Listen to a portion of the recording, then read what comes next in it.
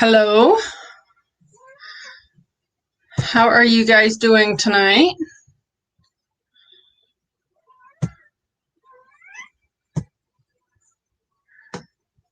Recyclable Homestead, hello.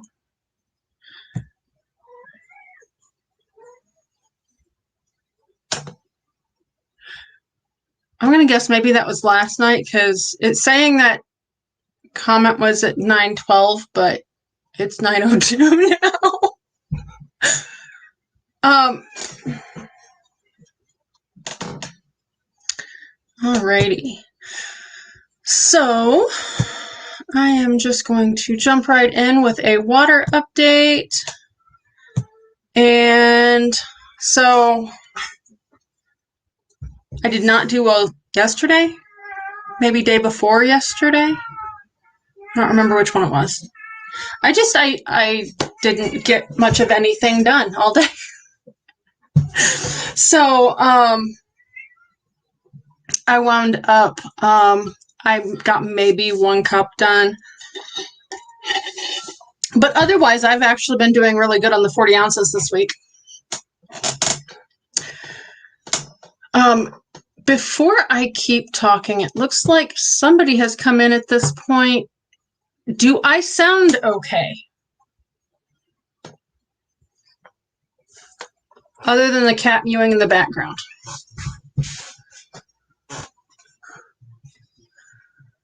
Because I've been having issues with my sound the last week, but I think I've gotten it fixed. I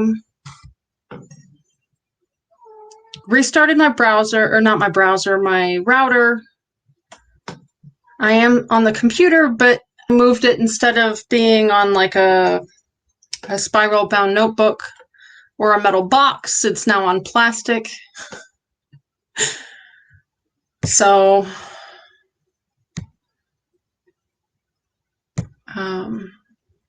feel free to let me know. Hopefully you can hear me okay.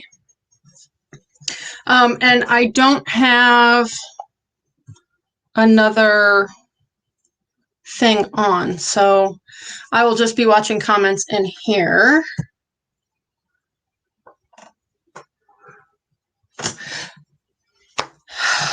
Yeah, I don't know how to deal with the cat. Only when I'm on a live stream or trying to do a voiceover.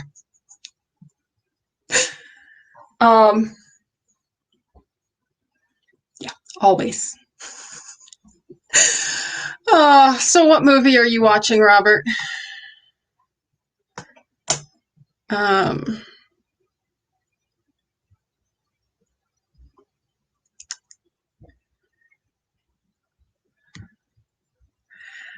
And then I am just going to jump into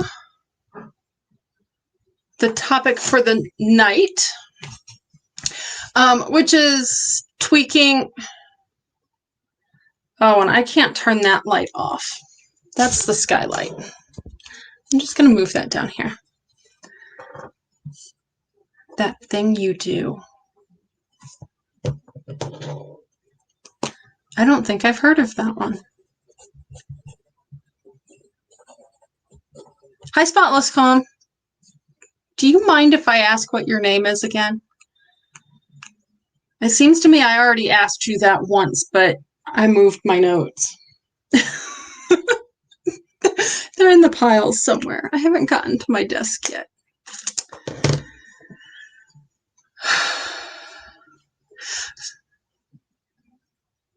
I'm doing well. A little hot since I turned the fans off, but oh, that's cool. I was gonna say the only reason I know who Tom Hanks is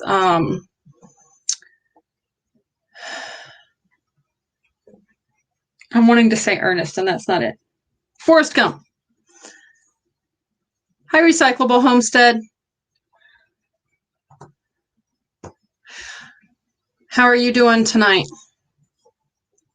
So, anywho, so the topic for tonight is how do I tweak recipes for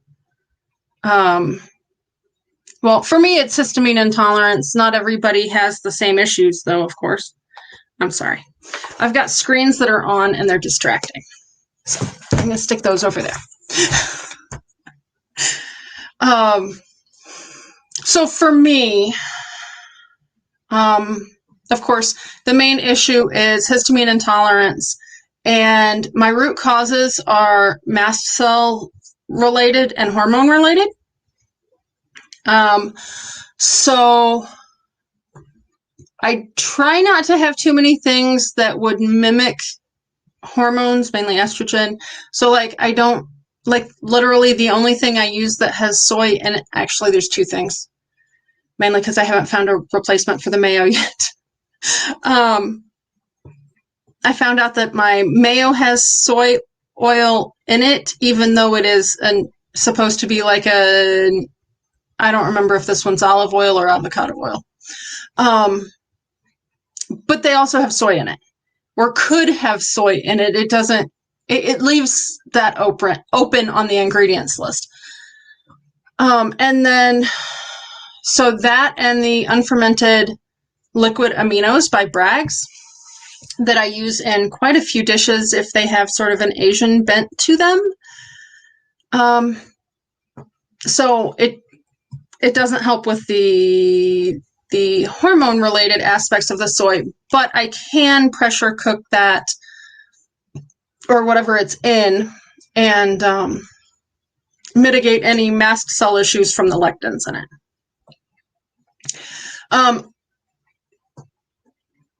And that's a big one for me, and why this is even a consideration is the cooking method fix for histamines is because of the mast cells. So with the mast cells, eating low lectin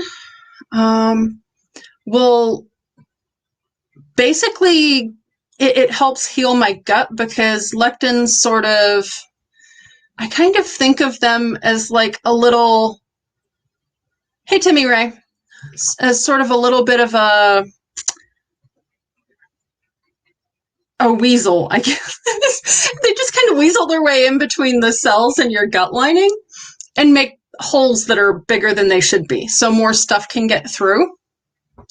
And then when the bigger molecules or whatever, I don't honestly know what size of things I'm working with here.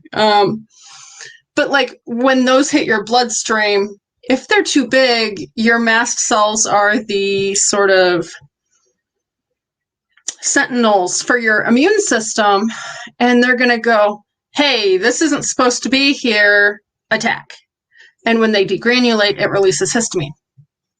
So that's where that comes in. But a lot of times you can denature the lectins with the cooking method. And so I do a lot of pressure cooking. I still haven't gotten around to trying the non-instant pot pressure cooker. It kind of scares me. I know it shouldn't, but it does. Timmy Ray, if I did not say hello to you, hello. And Recyclable Homestead, can you remind me of what your name is?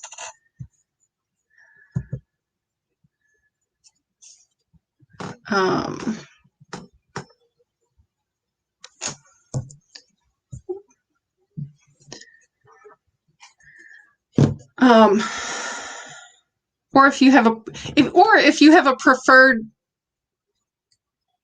nickname. I'm finding Recyclable Homestead hard to pronounce tonight.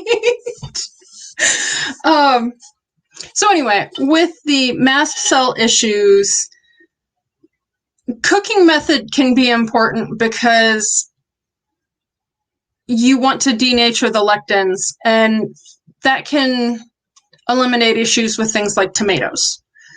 Whereas they might liberate histamine or cause histamine problems without pressure cooking, they're not so bad once they're pressure cooked, if that makes sense. So will cooking method fix the issues? The other factor to count in there is cooking quickly, Because if you need to thaw meat for a day and then make something, a lot of times histamine can build up in that time, especially with proteins. It builds up quicker in proteins than otherwise. So you want to keep the histamine load low. So you want to cook things quickly from frozen if possible. And the Instant Pot or pressure cooking allows you to do that most of the time.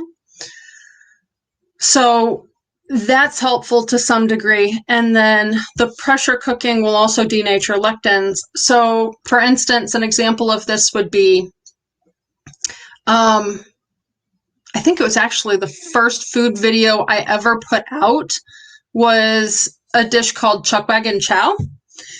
And the simple version of this recipe is 1 can of corn, 1 can of chili beans, and 1 pound of ground beef and garlic. That's it. Like literally, that's it. So if I'm wanting to look at that recipe in terms of how can I save this recipe for use, the lectins in the beans would be denatured in the pressure cooker. The lectins in the corn would be denatured in the pressure cooker. I can cook the meat quickly in the pressure cooker.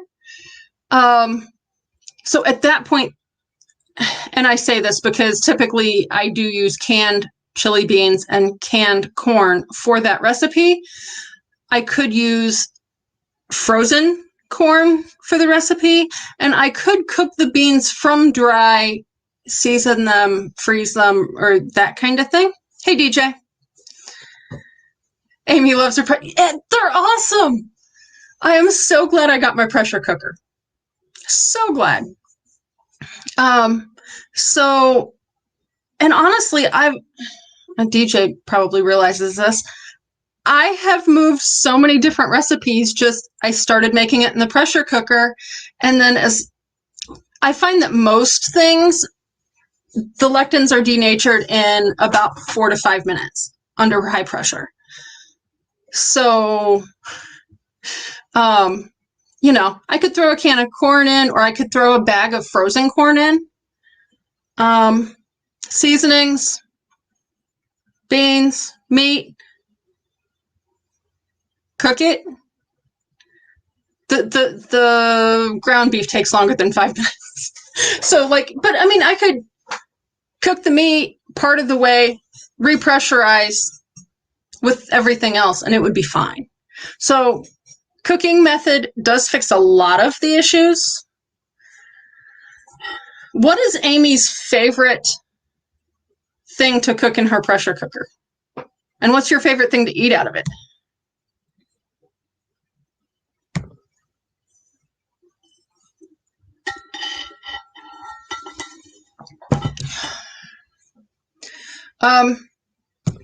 Can you make an even swap for a problem ingredient?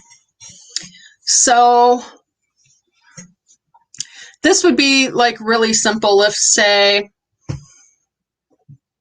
well, like the can of corn, for instance, I can make an even swap with frozen corn, and that's an even swap. It's not really going to change anything except possibly the texture of the final recipe as it comes out. I'm trying to think of another one. A lot of times I will replace peppers with celery. Stews and chili and different types of chicken. And see, I haven't gotten into the stews because my kids don't like to eat soup or stew. It's just not their thing. I don't know why.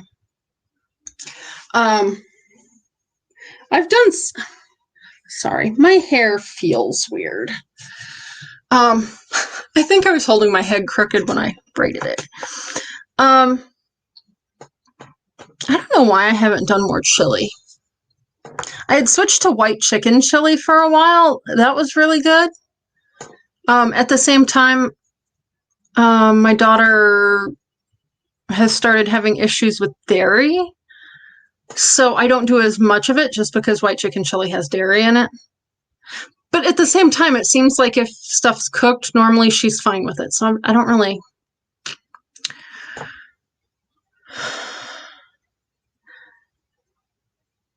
I've got a couple different chicken recipes coming up.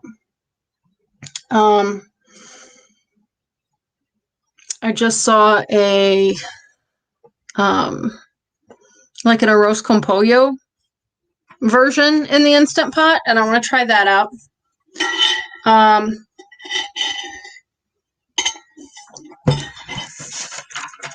and then I think it was chicken tacos. I've been craving tacos lately, and I just am not. I'm not finding a tortilla replacement.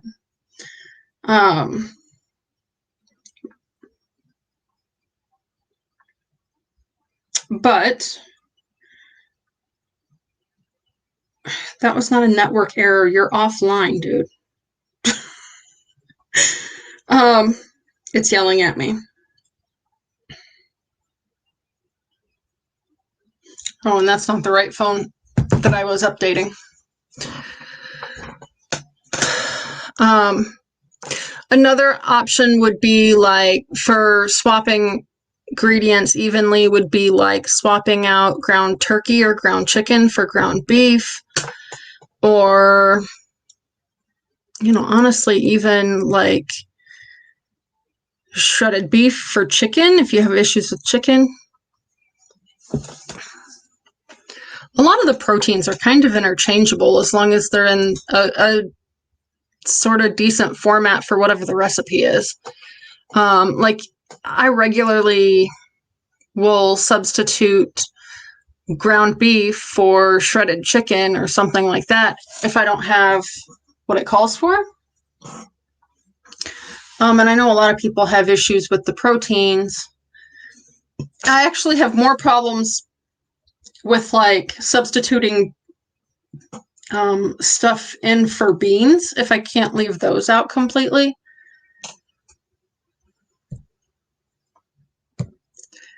I wanted to comment on this just a smidge because I have found some recipes that are not good for me to tweak. And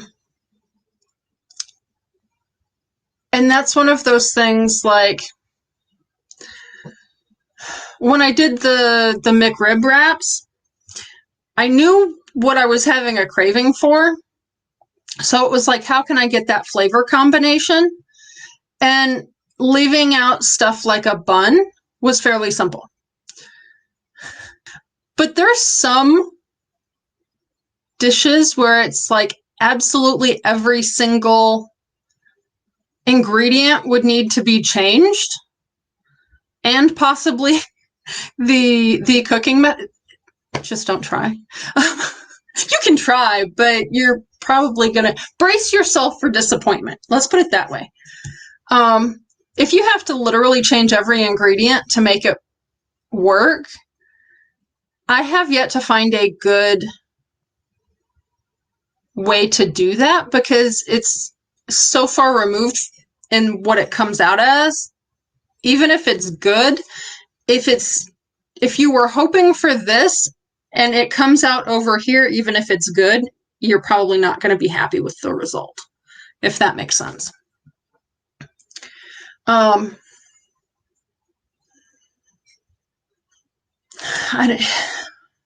think I probably tend to find that with like some of the seafood dishes I would like to make.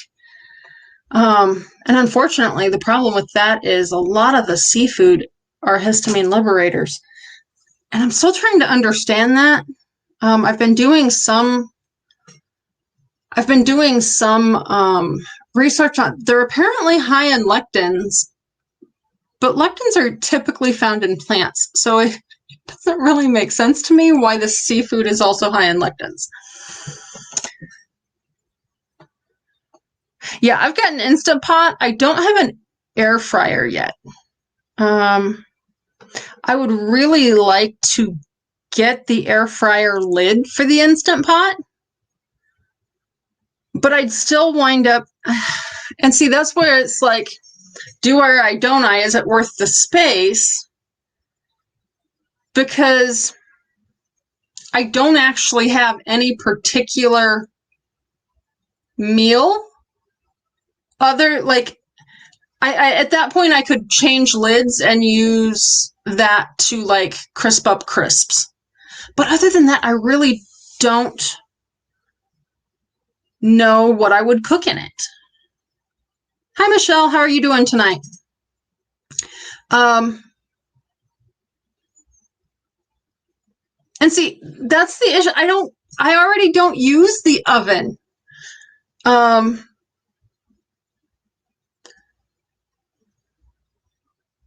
Yeah, and see, I don't have room to store both. As it is, my Instant Pot never leaves my counter. It did leave the counter briefly this week, but it literally sat on my stool or on top of my spot at the table, so I couldn't use that.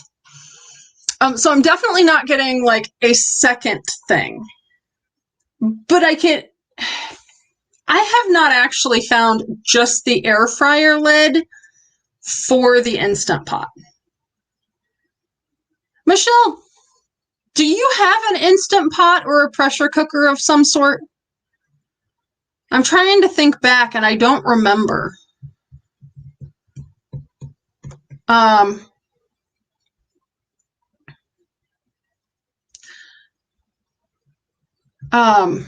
am I thinking? So, and see, that's my problem because I tweak everything for the histamine issues. It has to be pressurized anyway. So do you find that you actually will pressure cook something and then use the air fryer attachments on this stuff? The Kasori. I was gonna say, I was like, I'm pretty sure she mentioned something, but I was trying to picture it and it wasn't working. What is your favorite thing to make in it?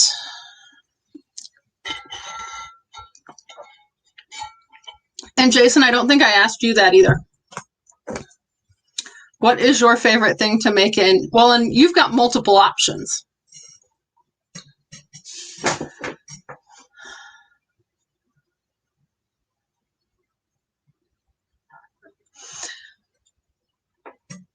Chicken wings and do you pressure cook the wings before you fry them? And that is like my one issue with my Instant Pot. My roasts won't fit in it. And it's not like I got big roasts. Like, I think I had him cut the roasts at 3 pounds this time. And that's not really that unreasonable. And I mean, it's like, they're this thick, but they're just too big to fit without thawing. And it's like, man, you're killing me here. I was going to say, and the problem is, even if I was to ask for like twice that and just plan to cut them in half, I'd still have to thaw them because normally when I pick up meat, it's at -10 degrees. So it's like, how do I ask for it to be Instant Pot ready? How long do you pressure cook your chicken wings for, if you don't mind my asking? Because like we just cooked them in the oven because I had no clue. And most of the chicken I cook is skinless because of the histamine, but it's like sometimes we just want wings. The kids especially.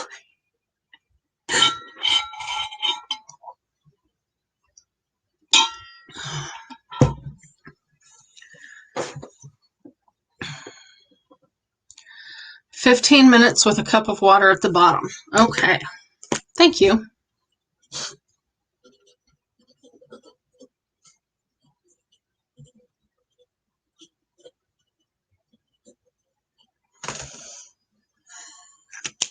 I'm saying at that point, they're probably super easy to just put the sauce in with them and stir them up, and they'd be done.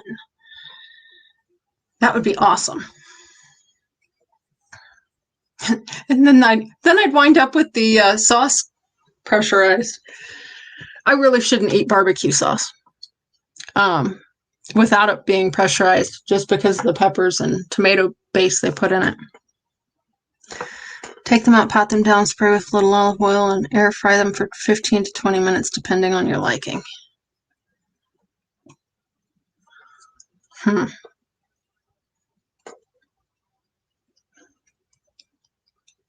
That cuts out the barbecue in the pressure cooker, though. Although I'm kind of working on a system so I can pot cook my sauces and stuff. At the same time, I cook something without doing that pot.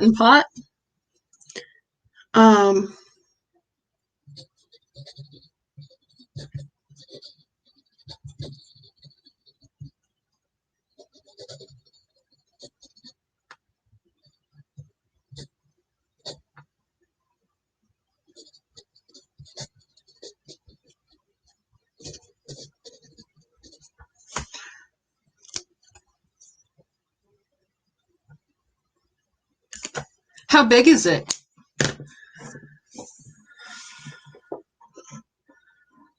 Because like so I've got a 6-quart Instant Pot, and what I will typically do, I don't typically have a whole lot of leftovers if all 3 of us are home. I will have some if like I use an entire 4-pound bag of chicken for something, and a couple bags of broccoli. We'll usually get two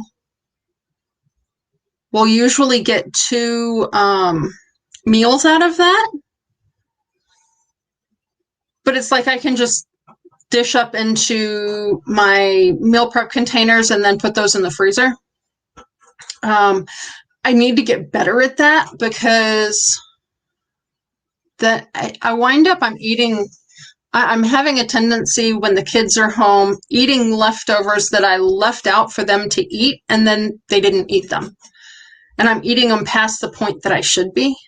Holy cow, 9-quart? That's huge. I've seen the 8-quart Instant Pot, and it's like...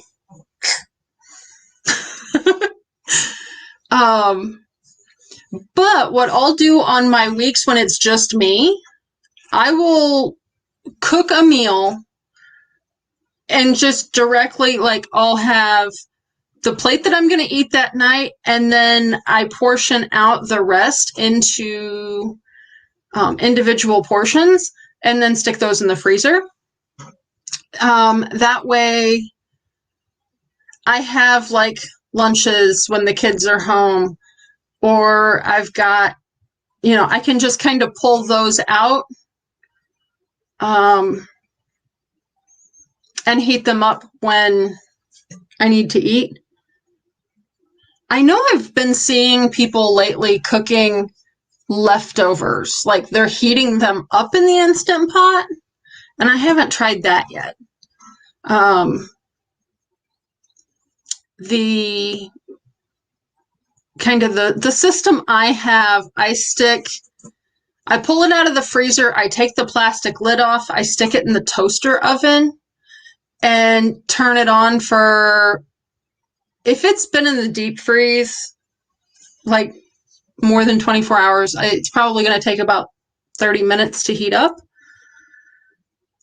But if I could do that in the Instant Pot, that would save some heat in the kitchen.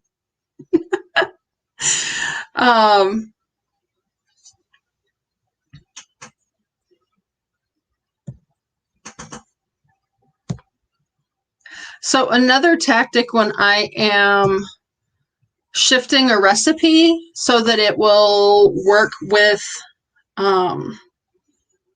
like,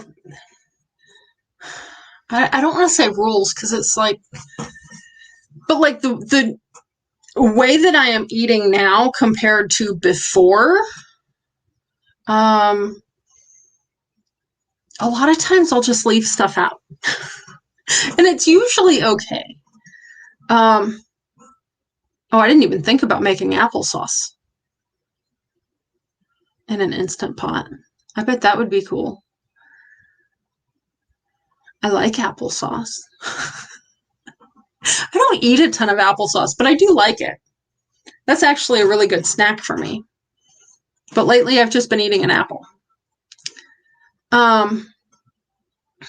So sometimes if there's a lot of ingredients in something or it's a spice, I just leave stuff out.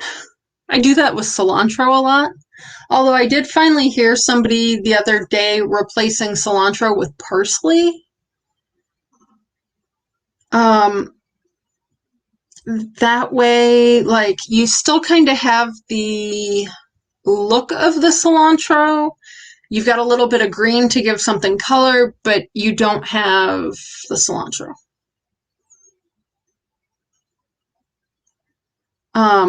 For me, that's a big issue. One bite of cilantro and I'm down. Like down. Like, hide me under a blanket somewhere and, you know, cool, dark place for 4 hours. I don't mind the taste of it. It's the light sensitive migraine it gives me that drives me nuts. And like literally one bite within 15 minutes, I'm not capable of driving.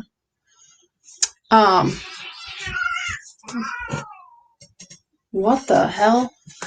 Give me just a minute.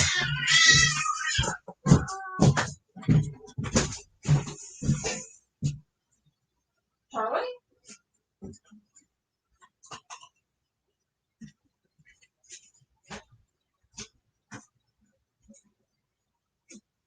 No, get out!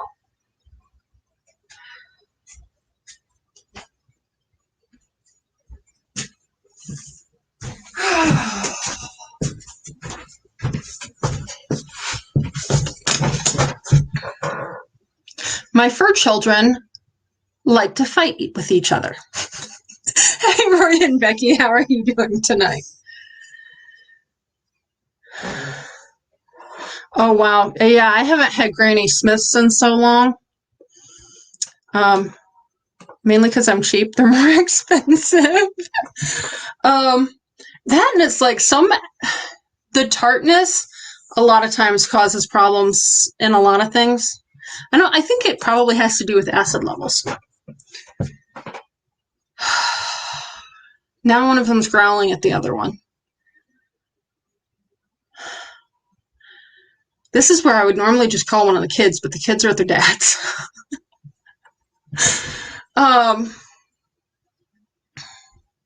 You've got me wanting to make applesauce now.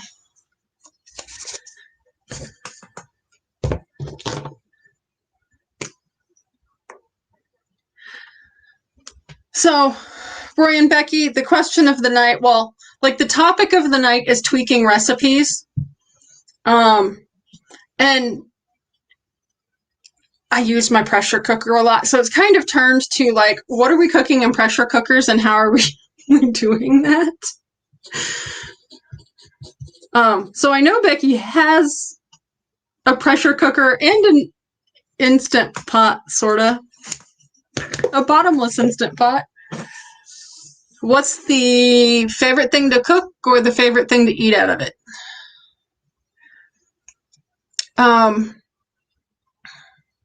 Another one with the can you leave an item out? So I've got the Cook Once, Eat All Week cookbook, which it's a good starting point for like gluten-free. Everything in it is gluten-free. And then she gives adjustments for like if you're paleo, if you're low carb, if you're she might lump low carb and keto. If you're dairy free, stuff like that. And that was kind of where the idea of, well, just leave it out came from, because so many of those things, well, if you're low carb, leave the corn out and the beans out.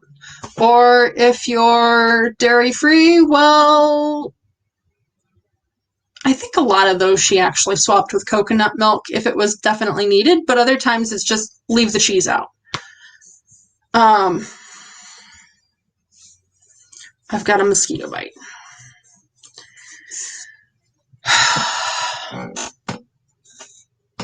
Yeah. Yeah. Everything in it is gluten-free. Now, you could make it not gluten-free because like she does have some pasta recipes and literally the only difference is it calls for gluten-free pasta. But yeah, and I know she has paleo adjustments, low carb adjustments, dairy-free adjustments. It seems to me there's another one she's got in there. But like she's got like a key. So every recipe, well, every week, the so every week the cut for you, yeah. In case you guys don't know what this cookbook is, the concept is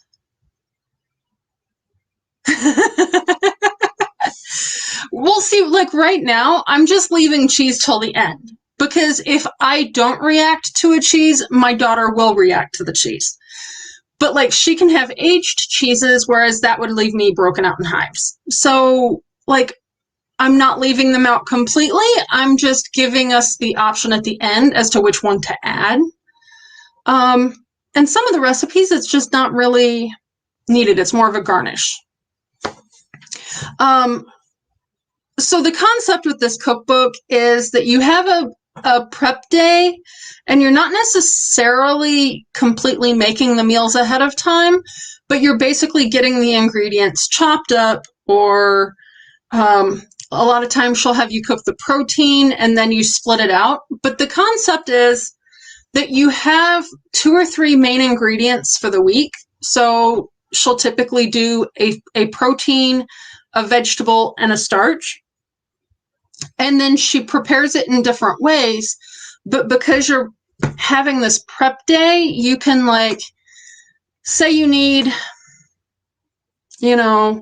a half a cup of onion in this recipe and a cup of onion in that recipe. You can dice up 2 onions and divvy it out for each thing. But you only dirty the dishes once, and a lot of the recipes freeze well as well. So it's kind of great for me as long as I can tweak everything else in the recipes to get it to fit what I need it to do. And the idea is that the prep day will give you stuff for 3 meals during the week. And then she'll give like complimentary recipe ideas for the other days. Usually 1 or 2 a week. And so like you could work some of those things in if one of the other meals doesn't work out, or, that way you have a full week of meals plus a leftover day, of course. Yeah, so that entire cookbook is gluten-free. Not all of the recipes can be made dairy-free, or made, and like some of the stuff would be as simple as like, at least for me, like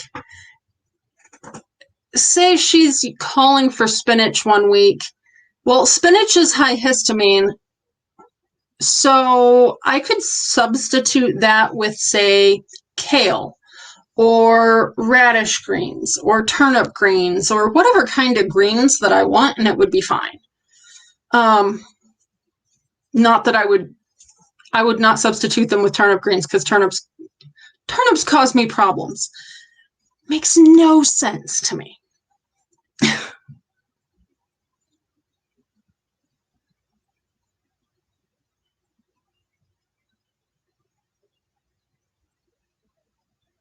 I do a lot of cook once, eat twice. That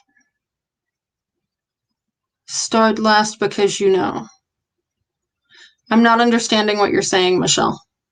I understand the cook once, eat twice. Assuming you're meaning like you do a double batch and split one off and freeze it? Or have it for the 2 nights in a row type of thing? My problem with that with the kids is their dad has them not liking leftovers. Which is problematic, but it is what it is. And I'm not really here nor there about it, because, it's just a matter of I need to get in the habit of whatever doesn't get eaten within like an hour, I need to just package up and put in the freezer. We don't really, we do very badly with set meal times around here. Our sleep schedules are so wonky. A lot of times at supper time, my daughter will be asleep.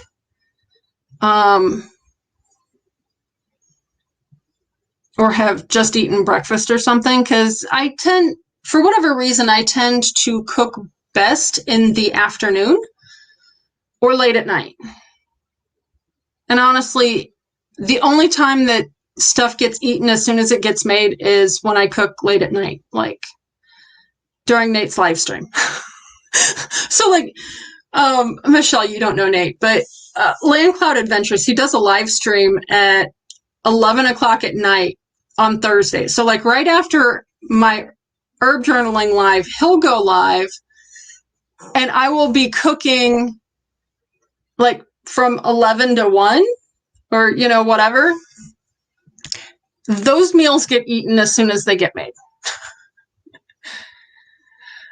I started cooking that last year because of COVID. We eat it for lunch the next day or dinner. Yeah. Oh, and see, with the histamine issues, I have to freeze my leftovers. Just because if it's not frozen, it's building up histamine. And it just, say you've got your histamine bucket. Here, I'll use this. Say you've got your histamine bucket. If I was and you need this much histamine in there to function properly,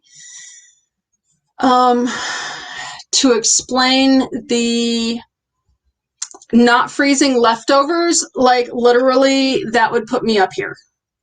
So if I eat anything I shouldn't, or I get a bug bite, I would be overflowing. I'm breaking out in hives, all that kind of thing, just from not freezing leftovers.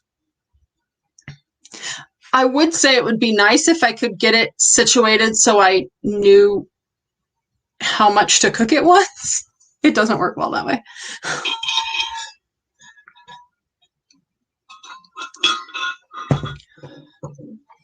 The one nice thing about Yetis is they keep water cold. But that's also why I like recipes that freeze well, because I don't like how like some things just get a funky texture when they've been frozen? I don't like that. That's another thing with her recipes that I like, because say her prep day has you prep all the protein. I can prep the protein for the different meals, throw it in the freezer, but then if I'm putting the meal together that night, I don't have to, like, it's not like the entire meal is left over and has been frozen. It's just one portion of the meal has been frozen. Does that make sense? I'm sorry. I'm rambling.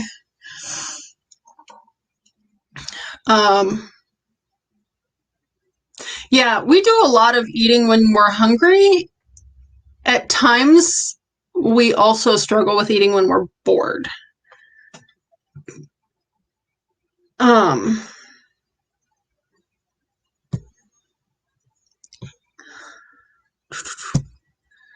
I do wish they would have a second row of tabs so we could so I could see the banners and the chat at the same time.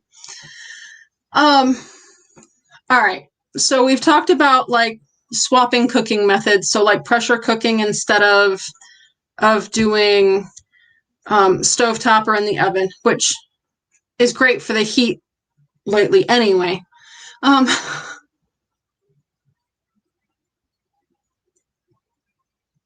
yeah, and I think it's what's for supper. I just had a bagel and rice cakes. Um, and I think that was the last of my bagels too.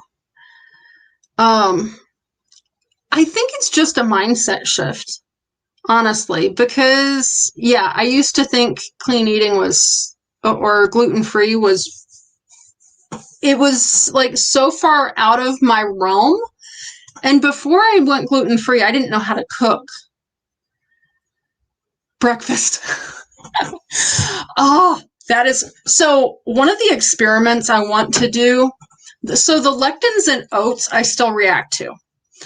I got it so I had no reactions the last time I made a crisp by pressurizing for 6 minutes before I put it in the oven.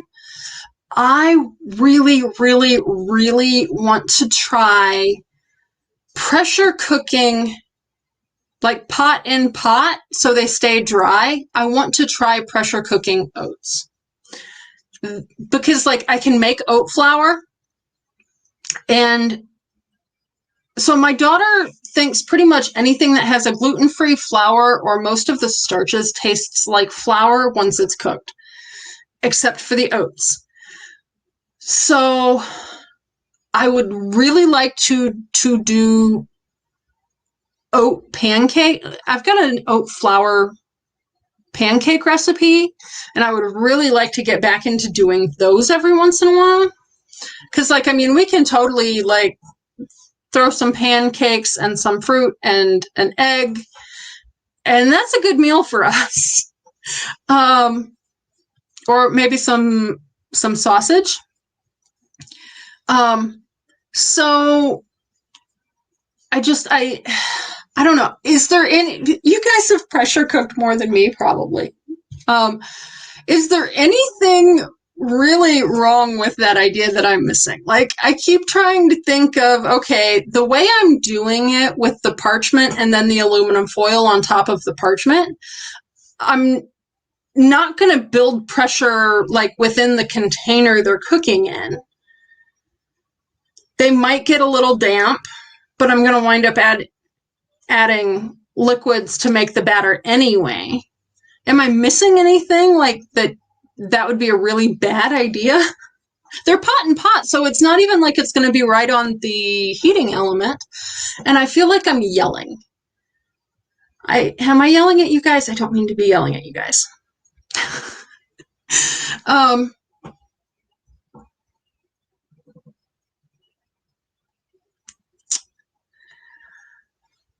I don't know. So as far as the histamine load in oats, they're dry, so it shouldn't really be too much histamine load. The lectins themselves in grains are typically more abundant in the bran and the germ. So I think they would actually be present in both of those. Oops. My hematite ran away. I'll switch to a different crystal. So yeah, that's a good question. Because like a lot of people that don't have the mast cell issues, I don't think they react to oats pretty much at all, honestly. And for me, it's not really a huge reaction. It's just I feel sluggish and blah. Unless I eat like a ton of it, I'm not going to like get bloated or have any issues with like hives or that kind of thing. If I eat a lot, I will have issues with hives, but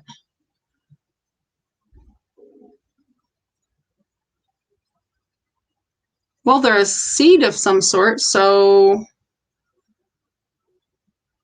I've never actually seen an oat grow, so I don't know for sure that I can say. But like for basic, if you think about a seed in general, the outside coating, so like if you're thinking of like, say, a kidney bean, the red outside would be the bran or the equivalent of the bran. I mean, and then the germ would be the part that would sprout. So like, I don't know where exactly on the rice the germ is, but like that's the difference between brown rice and white rice.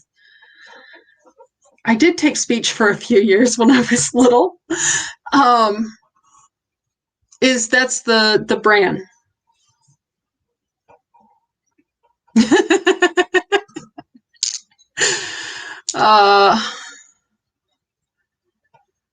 Yeah. I don't say I ate too much nearly as much anymore. And that's one of those things for the longest time, the feeling like I ate too much thing, I thought was just because I was eating too much.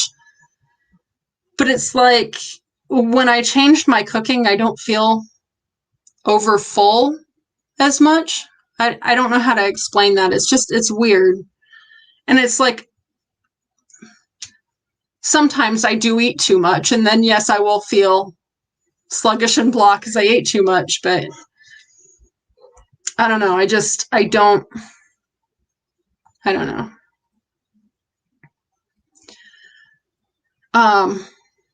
Yeah, and as odd as it sounds, Michelle, a lot of the stuff with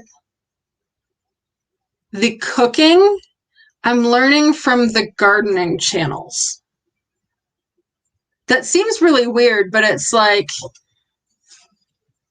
it seems like a lot of times if I'm asking somebody that's cooking something, most of the time they have no clue how to respond. And like, I was asking questions of trained chefs when I was working at the casino. They didn't know. But then I could ask somebody that grows something about something. A lot of times they would know more about the nutrition aspects of the plants than the chefs did, which is kind of bizarre and sad, and I don't know. I think this was the last kind of topic for tweaks I had. I can't leave it out. I can't do an even swap. Now what? And I've just sort of started dabbling this a little bit. Hi, Pafford Homestead. How are you guys doing tonight? So, like for my coleslaw that I made last Friday, I think is when that, yeah, because it was a Raid Parade video. So I needed to replace vinegar and lemon juice in a recipe to get it to have like a similar flavor profile. In the coleslaw, I actually wound up grating onions, so it wound up a little bit spicier than normal coleslaw. But it worked out really well because you still had that sort of little bit of bite that you would expect from like the vinegar without the vinegar.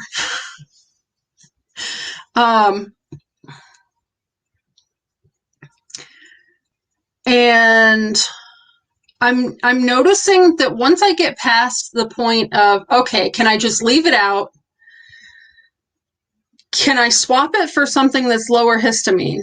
Can I pressure cook it to kill off the lectins and make whatever the problem ingredients are okay? then kind of my next thing is, okay, where at on the flavor is it? I came up with some really good tweaks for a coleslaw. If you haven't checked out that recipe, you should. I used like a 1/4 cup of grated onion in place of the vinegar and lemon juice. And I just mixed it in with the mayo and celery salt to coat the stuff. It turned out really well. My son liked it, but my daughter wouldn't even try. She doesn't like it. However, they have been very anti-salad, like cold salad type things for years. One time my daughter wound up sick. She'd had, I think, potato salad, macaroni salad, and coleslaw. Like, she had one bite of each at a meal, and she wound up getting sick. So now, like, she did not want any of those. Like, any cold salad I would try. Nope. What? No. So she actually requested egg salad for next week. And then she and my son were talking, and they wound up wanting macaroni salad too. So, of course, then the problem becomes I can't seem to find gluten-free macaroni noodles anywhere.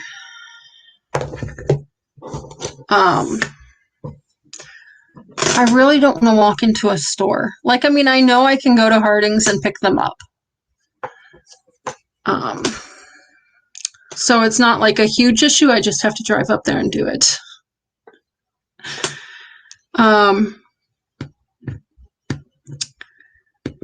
So yeah, I mean, I've learned a lot from people that garden. And the other thing with that is a lot of times if somebody is growing something, they, not always, but they will typically know multiple ways to fix it, because if you wind up in a situation where you planted a bunch of it and you need to get it used up all at once, having green beans one way for meal after meal after meal, it's really boring.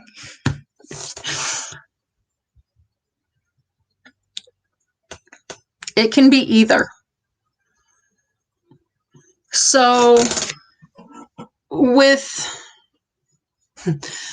a lot of things that are higher acidity will often accumulate histamine. I say accumulate, but like they will naturally have higher histamine levels, but not always. So the things I'm thinking of that are usually pretty commonly like in that top 10 foods to avoid: pineapple, tomatoes, strawberries. Those are all higher acid foods. But like tomatoes, I get around by pressure cooking them perfectly fine. So I'm not really certain, and that's one problem with the histamine lists, is that they're kind of all over the place. A lot of them were created by small sample groups of people and how they self-reported their reactions. So it's kind of like, well, is it or isn't it? Now I say low acid. One very common root cause is SIBO, which will cause too low stomach acid levels.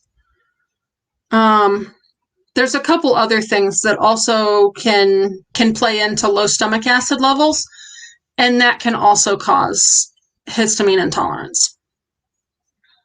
So it's not necessarily like, All right, so like the brassica vegetables, your broccoli, cauliflower,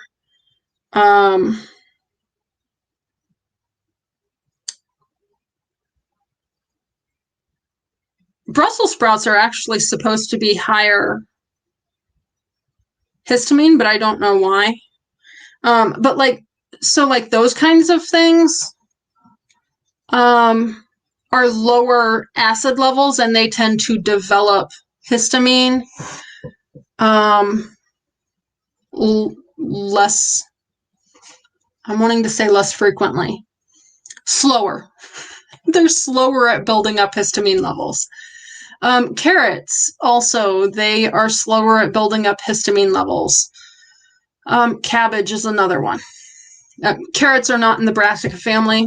I'm just saying that carrots also.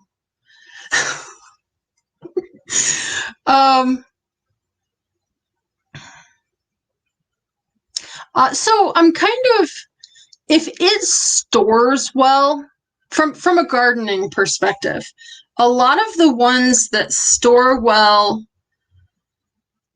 in just regular like refrigerator or cold storage, a lot of them don't build up histamine levels unless you're doing things like pickling or fermenting or that kind of thing. Because I mean, obviously, if you stick cucumbers in a vinegar brine, vinegar is high histamine, so it will just sort of naturally be higher histamine.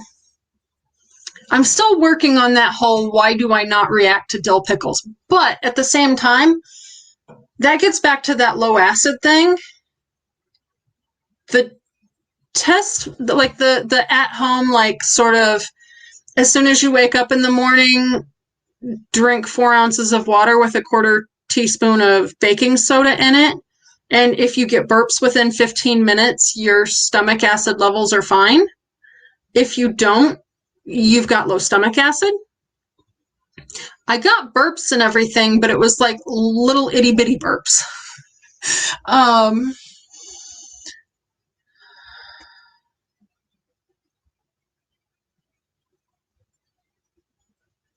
Yeah, low stomach acid levels can cause inflammation.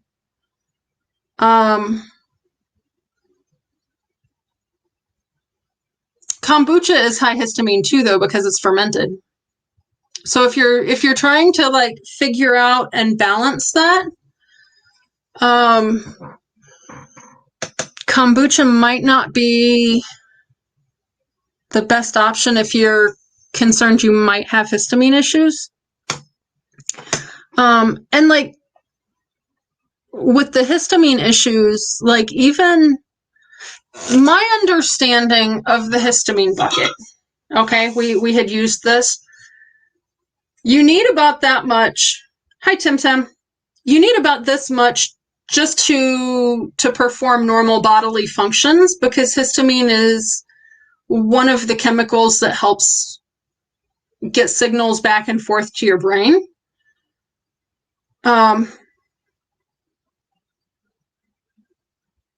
Oh, that makes sense.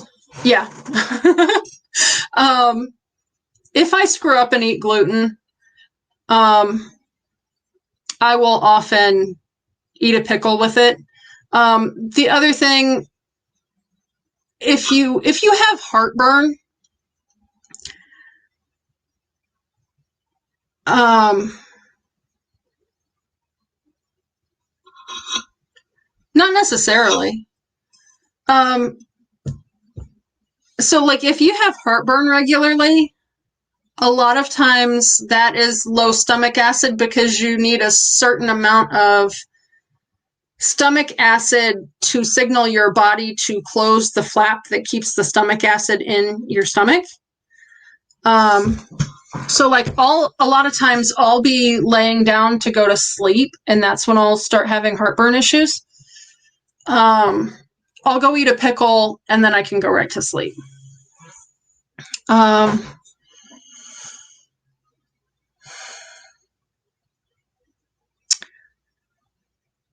Don't you have allergies? As far as the low acid and autoimmune going together, I don't know, I mean, if they're specific to each other, but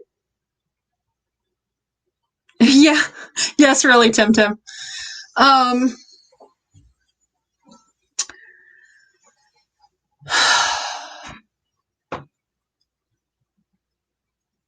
My understanding of autoimmune diseases is basically a matter of your body has chronic inflammation. It has, usually it's going to have more deficiencies. And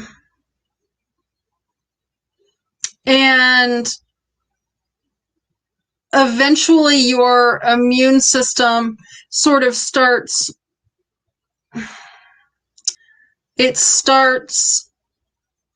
basically consuming your own body to try and get what it needs, or that kind of thing.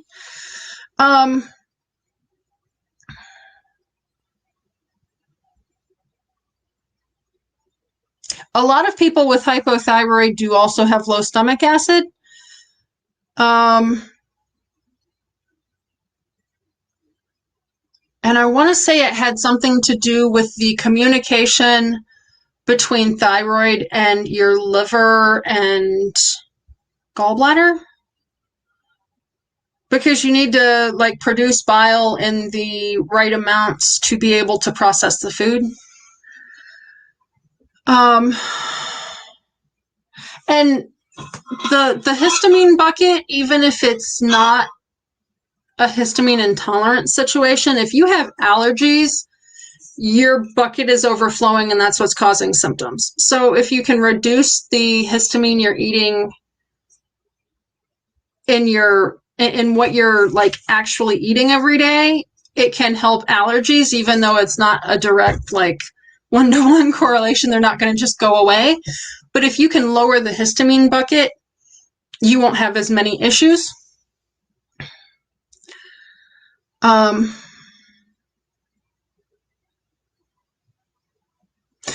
The other thing I've noticed, and I'm really not getting a whole lot out of this class that I'm taking, and it's really frustrating because I want to, but because of the issues I have,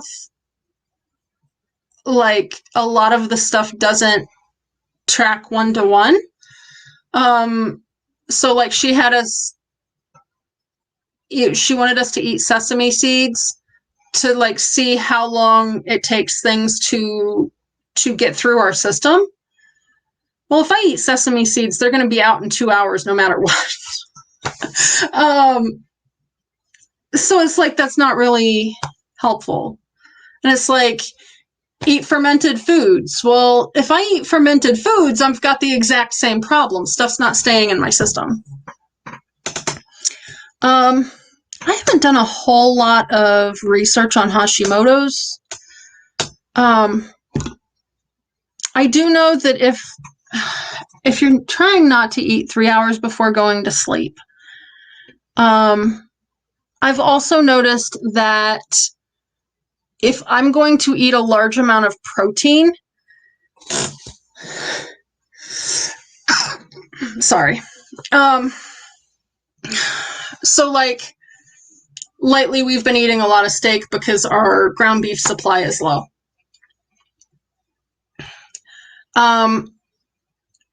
I should probably eat a pickle before I start eating the steak, because even though my body will crave the protein, that's another issue. I was a vegetarian most of my teenage years, and I lean towards, I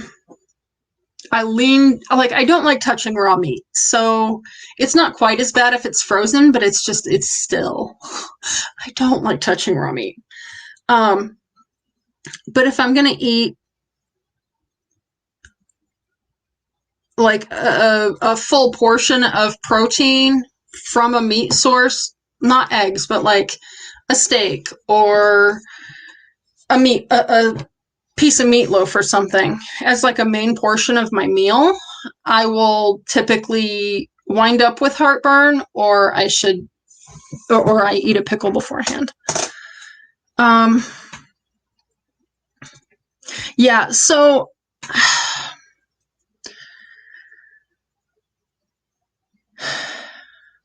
see, my doctor won't do anything because my TSH levels came back okay.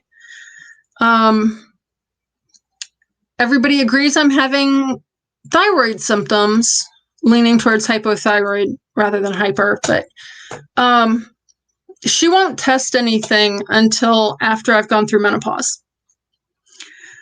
So I'm kind of out on my own with that.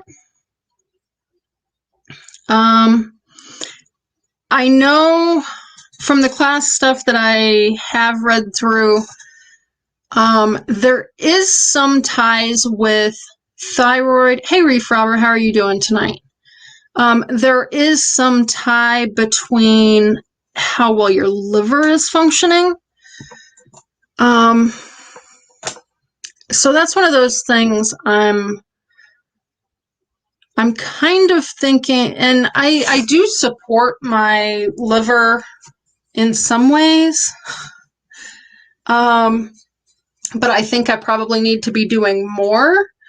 And like, bile production is supposed to, like, if how was he saying that?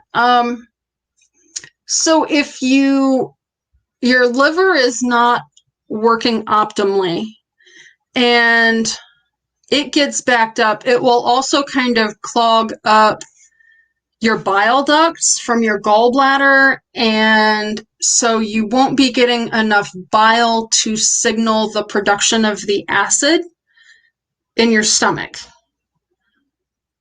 I want to say it's Eric Berg. Hang on. I'll find you a link for it. And he recommends bile salts, but I haven't been able to find anything that really other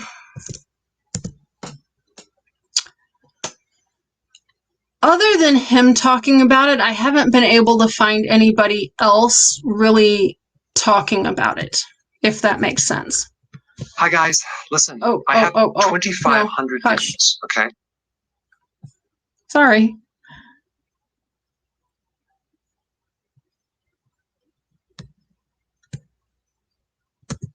She wouldn't even test for T4 and T3. I had, it was still within normal ranges, but it was very low on TSH. I'm due to get, all right, so this is the channel of the guy I've been watching to kind of learn some about how the pieces fit together. As far as the T4 and T3 levels, well, let me pull up my results and see where they were.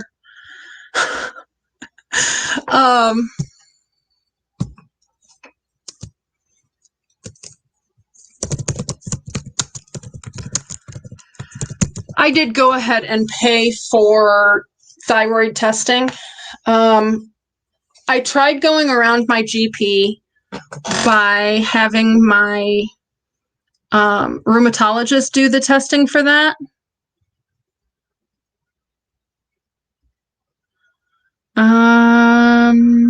This is not what I'm looking for.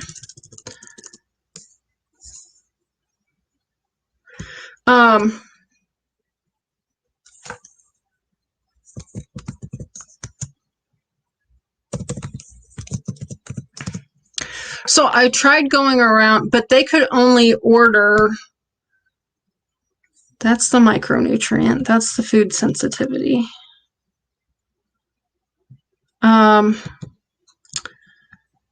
They could only order TSH just because they didn't have, how did he explain it? Basically, because they had to justify why they were ordering it and they couldn't order it without going through insurance. If they wanted to put everything else through insurance, they could only order TSH. Now that's how I wound up getting her to test it again.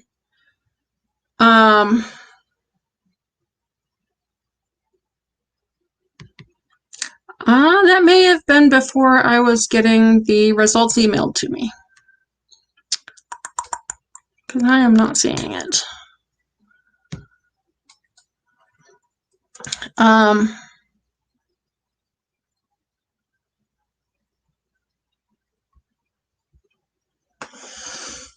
JW and Elizabeth, or Elizabeth. Who do we have today, y'all? Yeah, well, and that's one of those things. She was willing to go to bat for me on the anxiety issues with work and fill out the paperwork for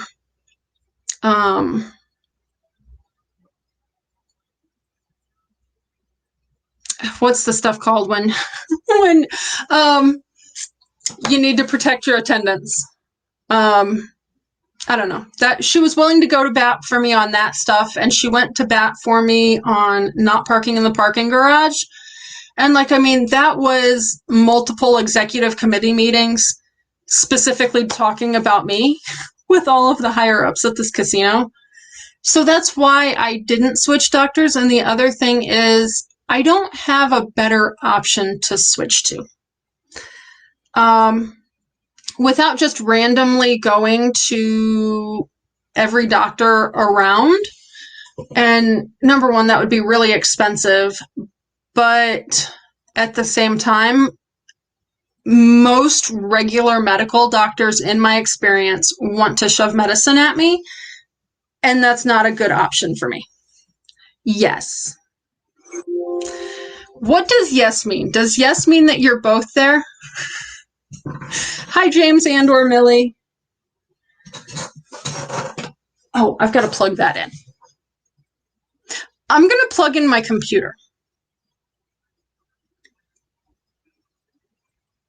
Yeah, I haven't even gotten anybody to refer me to an endocrinologist.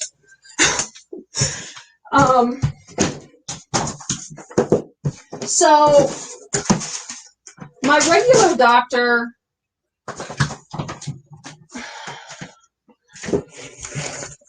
just based on conversations we've had since I've been dealing with this,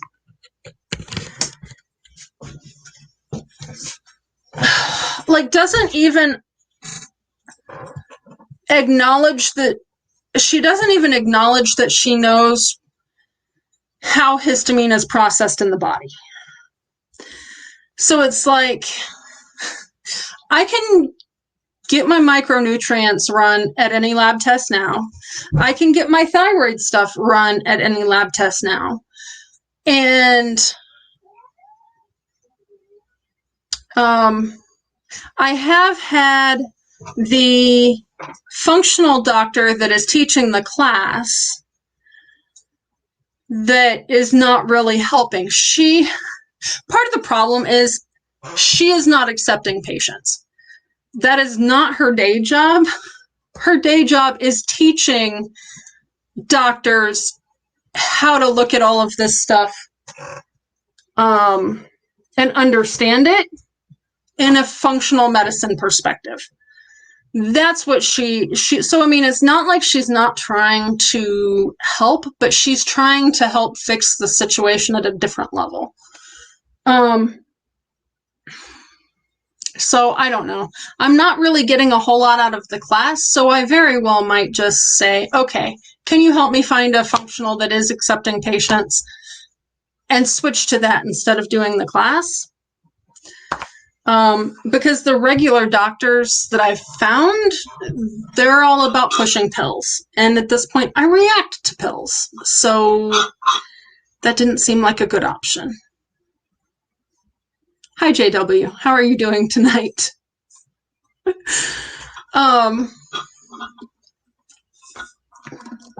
So the topic of the evening, you guys, is tweaking recipes, in my instance, to deal with like my histamine issues. Hey, you don't get to chew on the cord. That's non-negotiable. Hi, Elizabeth. How are you doing tonight? No, you're fine. You're fine. So anyway, that kind of turned into a question of, do you guys have pressure cookers? Do you use them? What's your favorite thing to cook in them?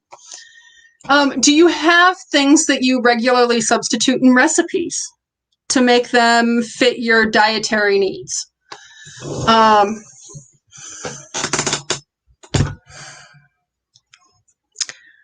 Because like,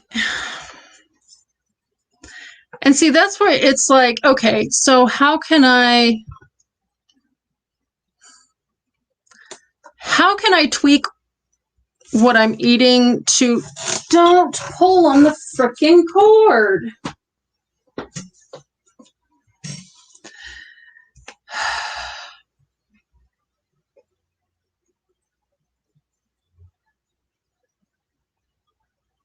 So he's going back and forth between trying to pull the charger out of the computer and trying to chew on a metal cord.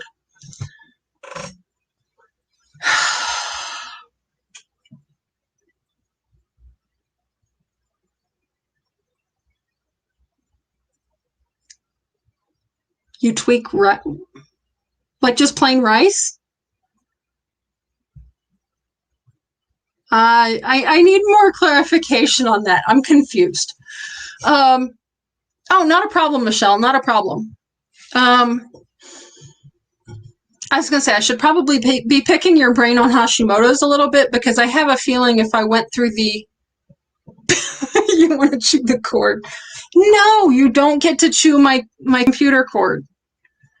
If you chew my computer cord, number one, that would probably be owie, and then at the same time, I wouldn't have a working computer again. Although, oddly, the replacement cord on this thing was less than 20 bucks. I was really, really surprised. Very surprised.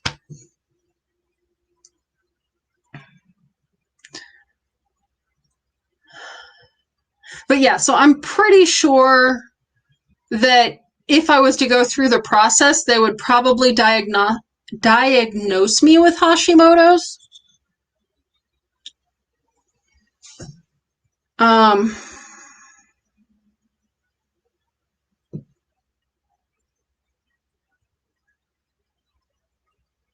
It has to be JW at the keys. Just has to be. I don't think Elizabeth would be that contrary.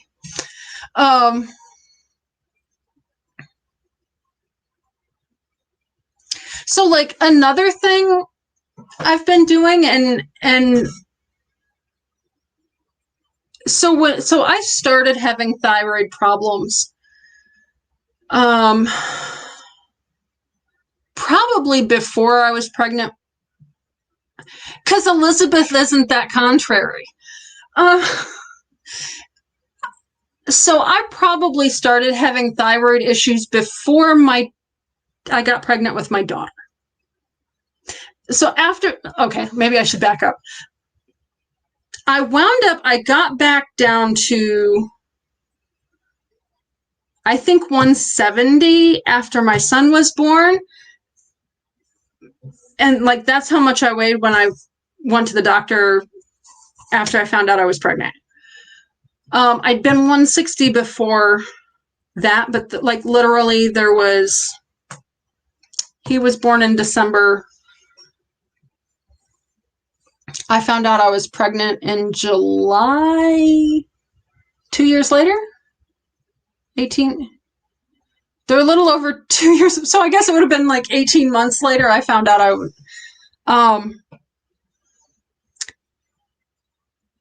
Well, and see, that's just it. Back then I didn't have insurance.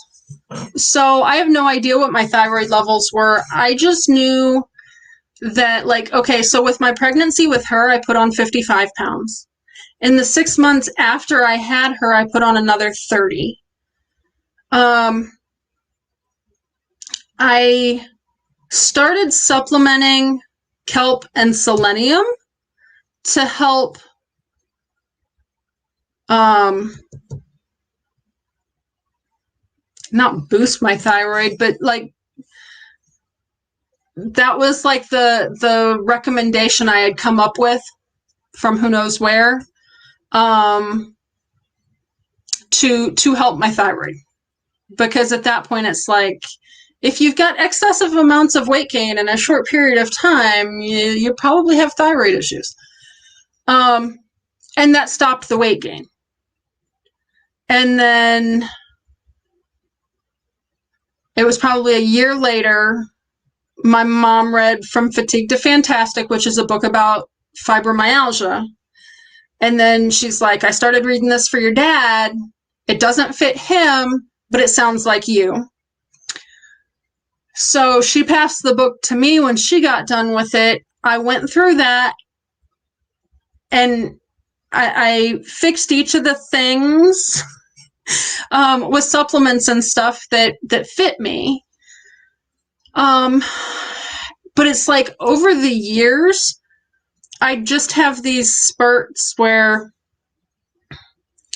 I'd pick up another 20 pounds. Basically, every time I started trying to lose weight, I would gain. It pretty much always coincided.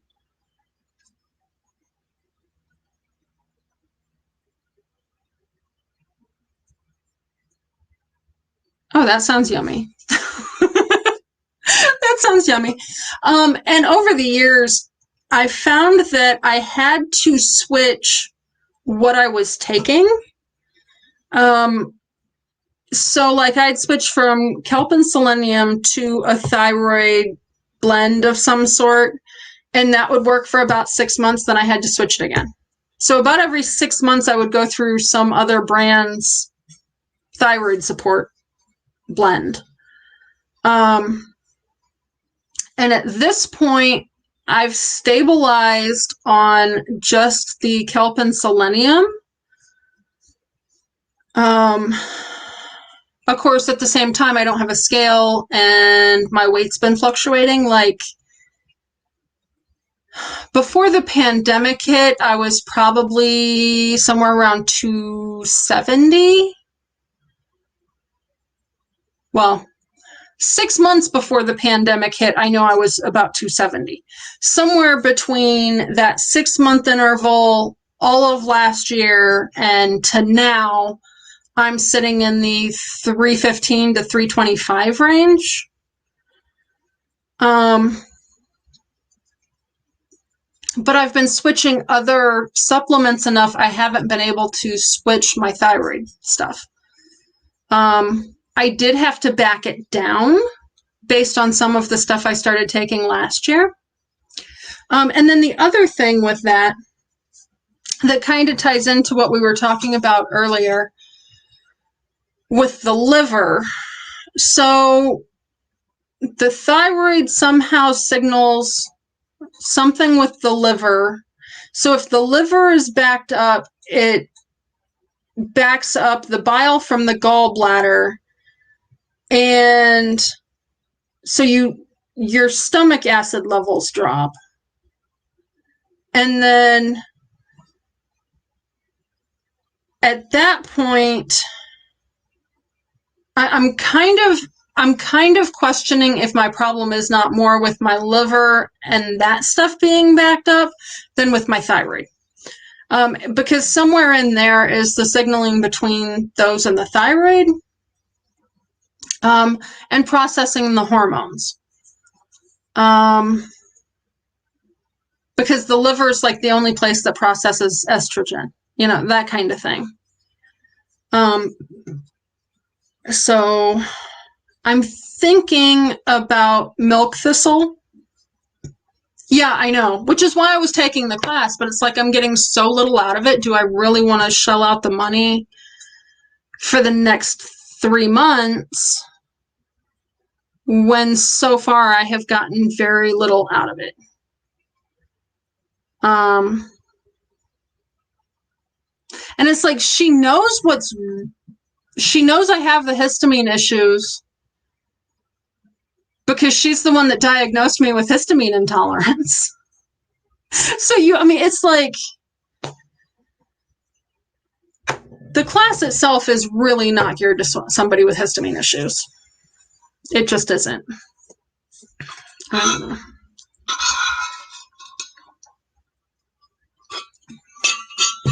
Yes, there are multiple things in regards to liver cleanses.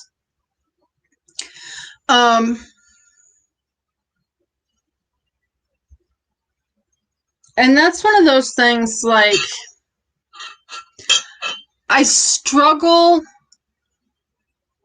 with a lot of the, oh, do this for 2 weeks and it'll be better. And I've got a whole book that's basically geared towards that sort of cleanse thing. But my system is so sort of on edge at times, especially with like the mast cell and immune issues. My concern is, number one, most of those a lot of times rely on foods that are high histamine. So like they'll have you drinking lemon juice, or the other thing with that is a lot of them are based on essential oil companies, and they want you to consume essential oils. And I'm not really comfortable with the amount of oils they want you to consume, if that makes sense. So, but because that gets back to the whole gut biome thing, right? I mean, I take the slippery elm to coat things. Holy cow! Hi, Mel. How are you? Wow. Okay, sorry. What time is it there?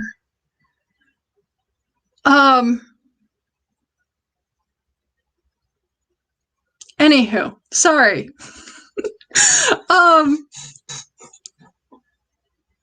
Okay, so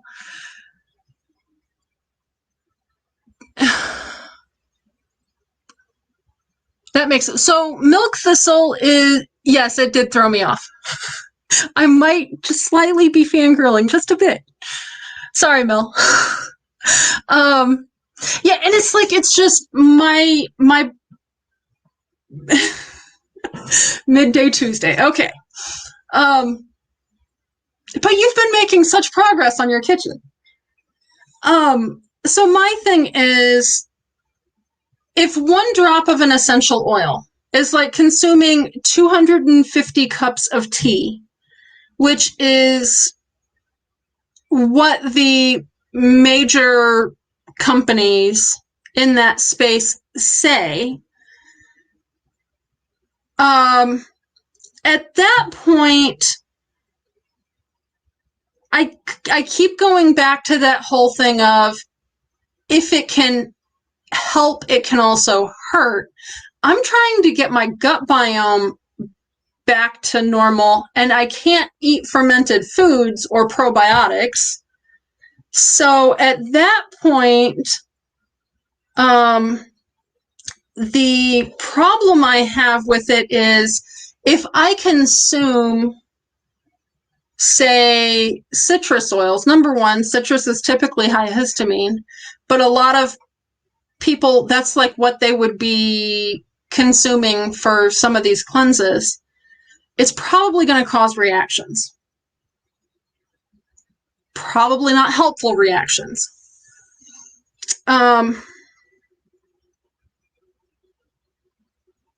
So, and see, that's where my problem is.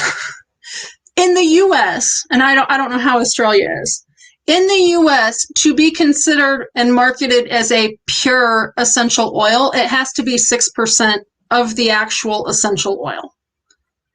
So, like, I can tell you, just based on my immune system, if I was to buy an essential oil at Walmart or someplace like that, chances are I will have reactions to it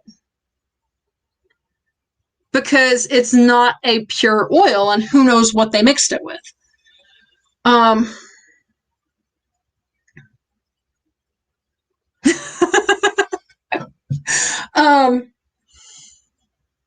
So I actually wound up last summer, fall, I'm not sure when it was. I wound up with salmonella. And it, that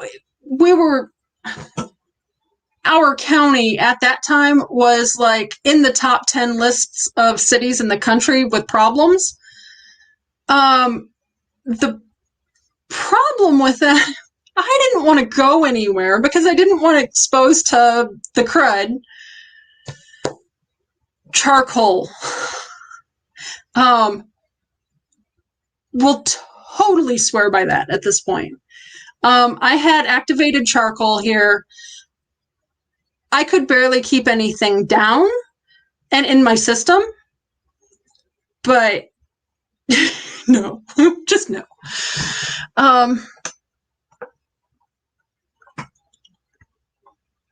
And see, that's exactly. It's like I've been with doTERRA, I've been with Young Living, and they're expensive. And Young Living had been really good with their freebies and stuff. And so I've gotten lots of stuff from them over the last couple years. But it's like, I'm to the point, I've got more oils than what I use. I use one, that was the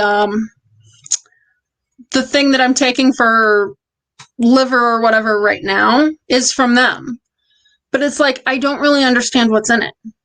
So I don't know what I'm taking. And that's like, I don't know. I'm to the point that I'm not real comfortable with that.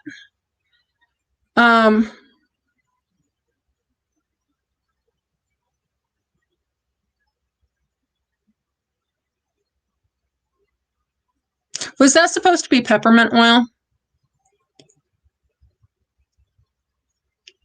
Peppermint does typically help with my headaches, but my kids are sensitive to it. Actually, my kids are sensitive to all of the mints and the tea trees.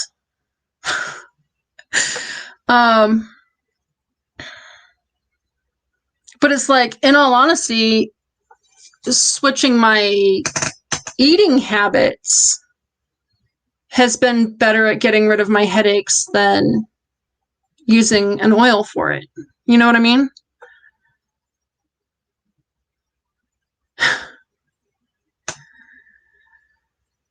Yes, they're a thing here. No, they're not really regulated. Yeah, for whatever reason, like the mints just take my kids' breath away. And like, I mean, you expect that if they're like 1, 2, 3 type of thing. Welcome back, Roy and Becky. But my kids are 15 and almost 18. So it's one of the, and see that I would love to have it's like, I don't want big government, and like the way our government sort of seems to, it's not so much the government leans that way, but the lobbyists tend to try to push the natural remedies out as much as possible because they can't make money off of them. So like herbs, it's a problem. Like there have been times when laws have been introduced to just have it so we don't have any access to them and we have to go through the pharmaceutical companies. And I react to the pharmaceuticals. It's like, Roy and Becky were talking about allergy shots, and it's like, man, if I could take a shot and get rid of hives like for a couple of months and not have to worry about it, I think I would. The problem is the way I react to most medications anymore, I'd probably break out in boils and blisters with the stuff oozing out of my pores. You know what I mean? Um, yeah. I absolutely love citrus. Rosemary has been really big lately. And I guess that's why it's like one of you guys mentioned that you don't know if they work. For me, I know that they work because of how I feel when I smell them. You know what I mean? I mean, it's not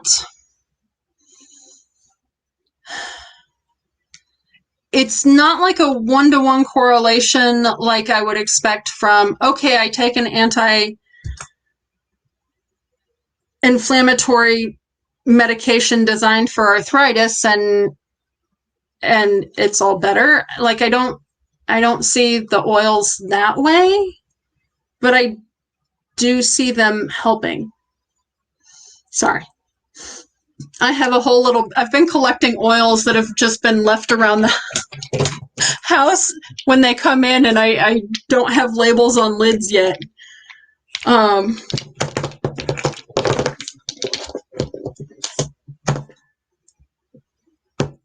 don't, one of them, and I don't know, I don't know if Oracacia would be down there. But vetiver is one that has been hugely helpful for me with anxiety. Vetiver it's distilled from a root of like a grass, but it's very grounding and I don't know, I can go from panic attack levels to, okay, I am just going to sit here and stare at the wall and breathe for a few minutes and I'll be okay.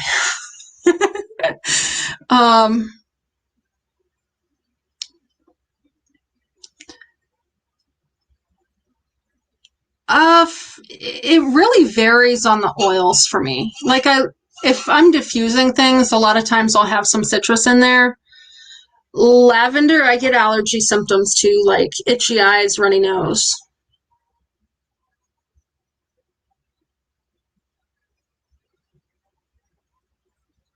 And see, it's like, we tried to implement like the Obamacare thing where everybody was supposed to be able to have insurance.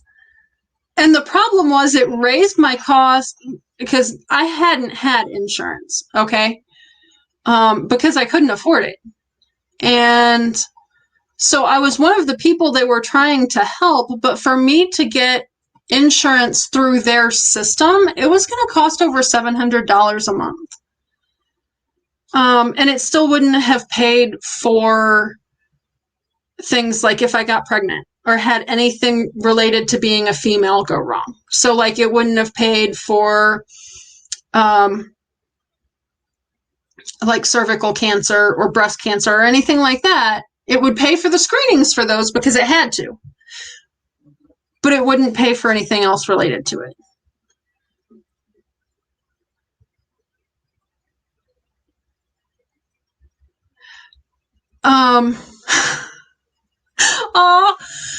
Yeah, and most people hate vetiver, at least in my experience, but I absolutely love that one. A lot of times, Michelle, it's not a huge thing that I notice. Like, I'm trying to, so the one that keeps coming to mind is juniper berry. I think juniper berry is a doTERRA and it's just juniper for young living. I don't know. And that's one I haven't exactly found elsewhere, which is kind of like, now where am I going to get it?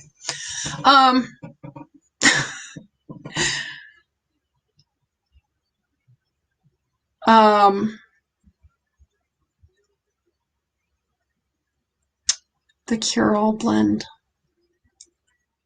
I don't remember. It's the one that matches Thieves and Young Living.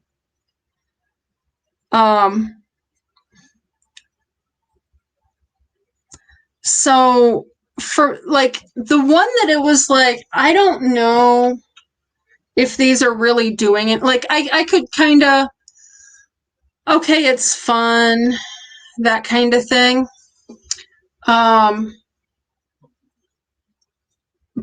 like the one where I knew it was actually affecting me from like more of an emotional standpoint was juniper. And I put 2 drops in the diffuser and went to bed. And I woke up 8 hours later feeling like I was swimming around a glass of gin. Like I was drunk, which was a little disconcerting because I had to go to work. But I felt that's how I felt. It was just like I was swimming. And it's like my emotions were like everywhere. Of course, it shut off right about the time I woke up. I put it in a second time. I had, I think, 2 days where I woke up both days. I felt like I was just like swimming around in a glass. But it was dredging up so many like emotions I had buried and it just, I didn't even really do anything. Like I wasn't journaling. It just dug them all up and got rid of them.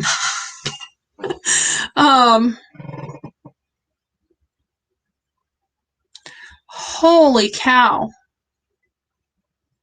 So I wound up on Medicaid with my kids. So they didn't really cost a whole lot. I had started my care with my midwives before I had been accepted on Medicaid with my son. So that cost us a little bit, but all of the prenatal care and like the 6-week visit or whatever with the midwives, it was $2,500 to pay cash for. And then, of course, you'd have to pay for the hospital. But quite frankly, I'm not even sure I would want to have a baby at the hospital again if the universe decides to bless me that way.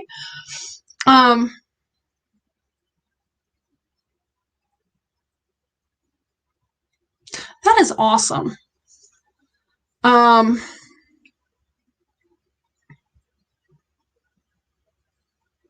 And see, like, so when I had my first panic attack, the ambulance ride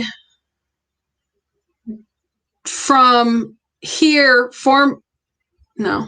it must be about 5 or 6 miles to the hospital cost me $462, and the only thing they did was administer oxygen.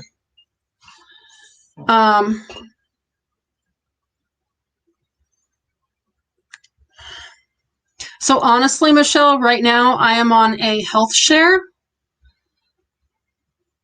And I basically just had to, it was one of the, I knew this was an option that a lot of people were using, but my problem was I am not Christian, and most of them you had to basically like, some of them you even had to like turn in a letter from your your preacher person. This one you just had to say that you believe that the Bible, basically you had to say that you believe the Bible says that marriage is like a prescribed thing and you shouldn't have sex outside of marriage according to the Bible. So I was fine with that. And I pay like $240 a month. Now, of course, I don't really use it a whole lot. And so like I have to pay for everything. Like it's not called a deductible, but it's similar. Up to $1,500, and then they cover a percentage. And then after $2,500, it would cover, is my understanding. My third was on a midwife program at cost, but I think it was maybe $750 for 12 months care. Yeah.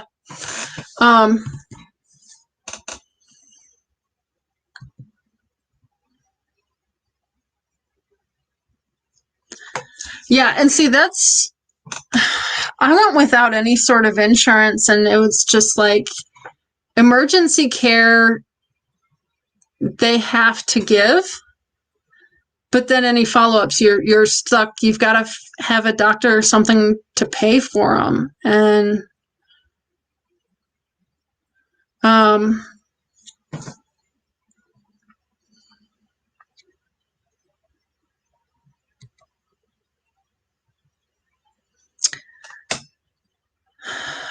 I was gonna say, I don't know how old your husband is. I think Medicare takes over at 65 no matter what you're on. We do pay taxes for ambulance service, but it doesn't, like, we still have to pay for them, if that makes sense. So for, like, there's taxes tacked on to, like, our cell phone bills for the 911 service, which is, like, where we would call if we need an ambulance or a sheriff or something to come out. And in my township, it's $1 a month for that. So the health share programs are not technically insurance, but they sort of work similarly. And yes, most of them are, because most of them are set up by some sort of religious affiliation, you have to basically say something in that regard.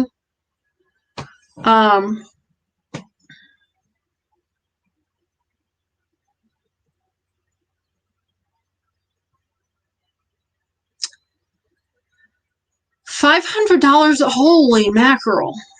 So honestly, the health share that I'm on the mid-range plan. The monthly payment for somebody that is not overweight, so I'm considered morbidly obese, and my monthly payment is $100 more because of it. So if I lost 50 pounds, it would go down $50, and then it's like $5 for every 10 pounds or something. And I think if I was to add the kids on, so it was a family plan, it would go up another 100. I should probably look into that because they don't have insurance right now because of job changes at the other house. But like, I know that's how a lot of early retirees that I have watched, or like I read their blogs and that kind of thing, I know a lot of them are doing health shares, and some of them are just getting and a lot of that depends on the state. They'll get the Obamacare plan, and because I don't really understand how this part of it works, but basically because of the income they have coming in is less than $40,000, it's somehow subsidized. So I don't know if that means they just get it back at the end of the year, or so I don't really understand that.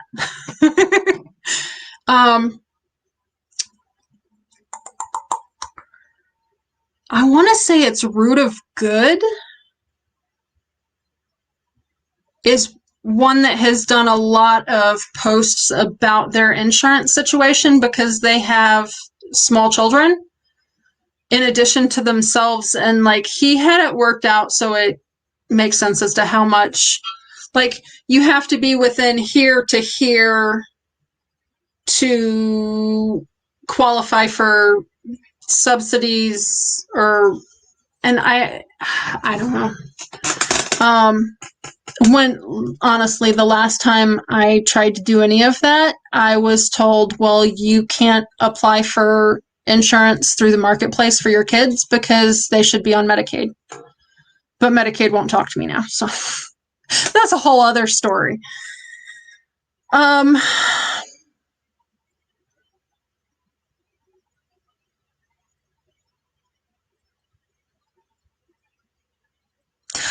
I don't like that, Mel. Go with the mathematician part of it. Leave the stars alone.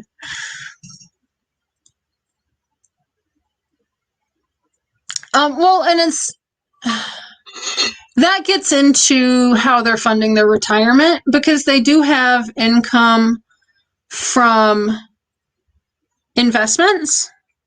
So, I mean, like, that's how they're living, but because they don't have W-2 income, or I don't know. Basically, they control the amount of dividends and stuff they get from things, so it works.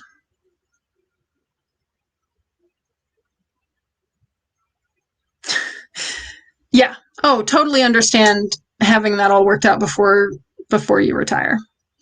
In all honesty, I worked all this out last fall when I got laid off. Because, and like, they made me pay for my health insurance for the 6 months I was furloughed.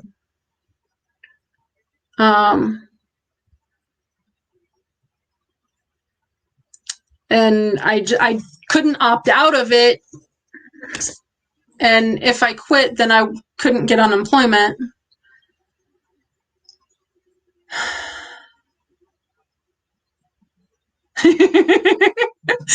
Yeah. I don't understand the whole BMI thing. I really don't. I've been morbidly obese for years, but at the same time, I feel better now than I did, when I was thinner. So,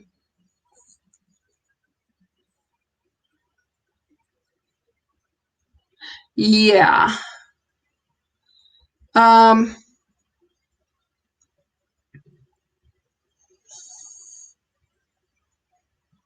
How old are you guys? Because the withdrawal age for no penalties for a 401k is 59 and a half.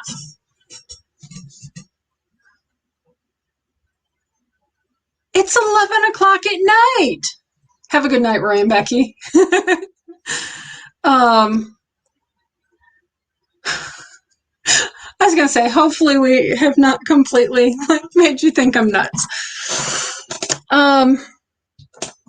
Yeah, every time I try to lose weight, I gain it. And that's one of those, how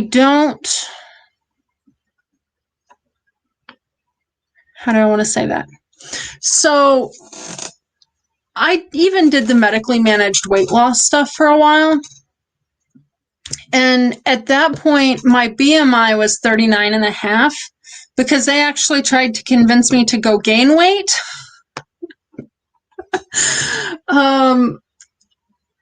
Because if they did my intake appointment at 39 and a half BMI, I would never be able to get any sort of bariatric surgery.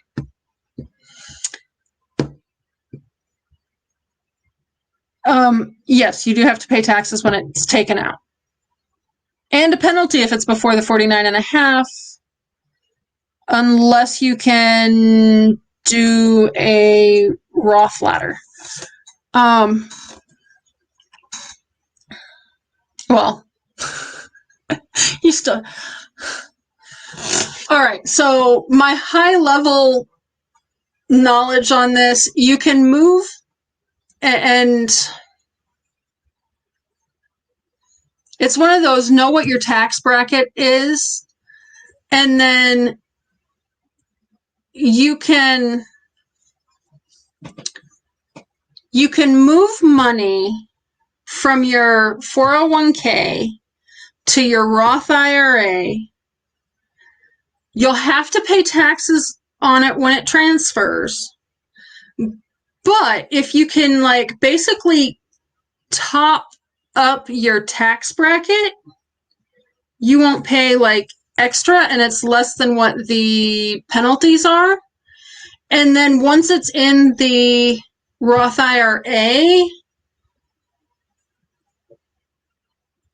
it has to sit there for so long, but then you can pull it out of there without penalty or paying tax. I mean, you've already paid taxes on it at that point.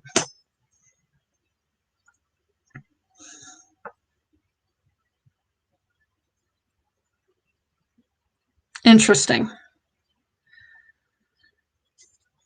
I have questioned if I have too much cortisol. Like, I mean, I know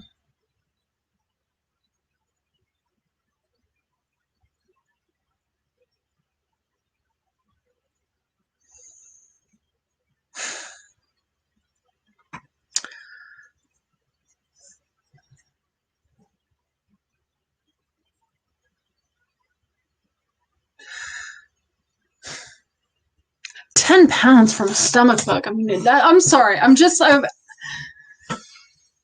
I know you were sick for quite a while. Like, I mean, it wasn't just a day or two. I would highly recommend activated charcoal for stomach bugs, though.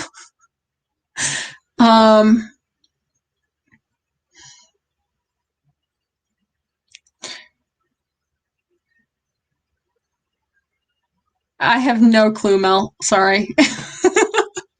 None whatsoever. I want to say it's 2.2 pounds per kilogram. Is that anywhere close? And see, that's why it was like, I was hoping to learn about hormones and stuff with this class so I could understand like how the cortisol plays into this, how the thyroid stuff plays into this. And I'm not getting any of that. That's kind of where I'm at.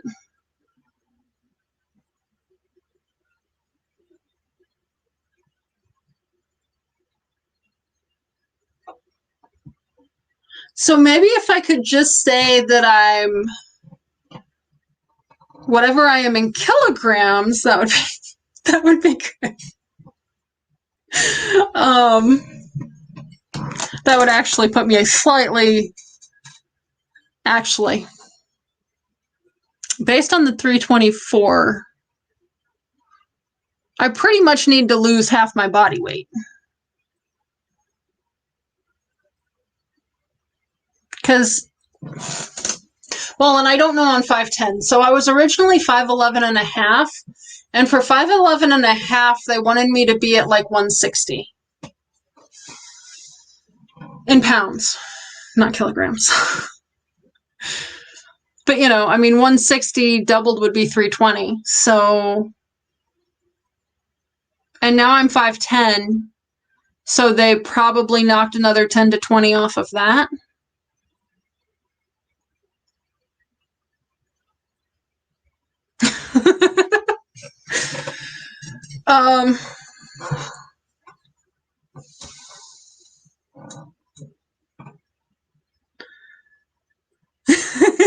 Right, Mel? Yeah. I just, I don't know. Where do you guys learn the most in terms of healthcare related stuff? Like, the idea of this class was that it was supposed to help with like the lifestyle stuff. So it was supposed to help clean up your diet and do that kind of thing and help you do the detoxing and get your hormones balanced out.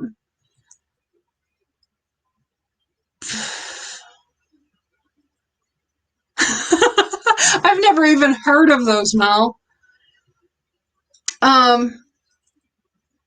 So like the first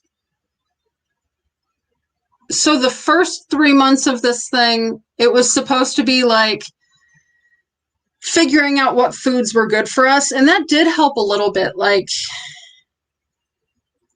she immediately wanted us to go paleo, which is what started this whole snowball of stuff for me anyway. And then but like what I did, so there was a section on that where you were actually taking your blood sugar levels 2 hours after you ate to see what spiked your blood sugar. So like gluten-free pasta for me actually spikes my blood sugar more than ice cream does. So not that that helped my ice cream consumption, because that was just a good excuse to eat ice cream, which would probably be included on the F-it diet.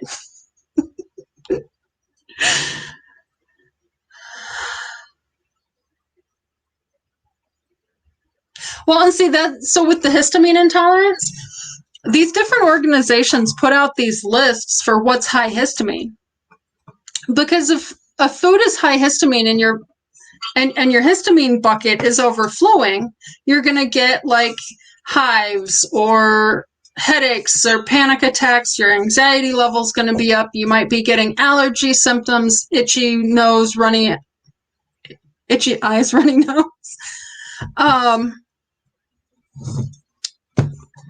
And so like even just working on keeping, sorry, this is my note-taking system.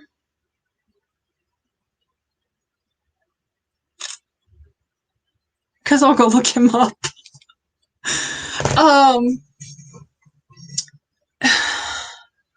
So like getting some of that stuff taken care of, I think has at least stabilized my weight.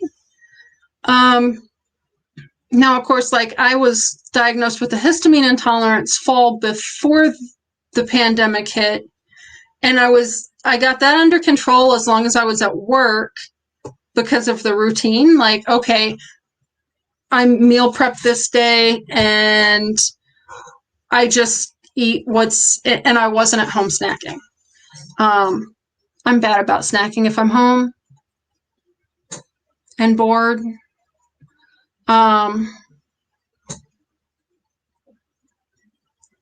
Exactly. And not all of it's processed, I mean, but a lot of it is.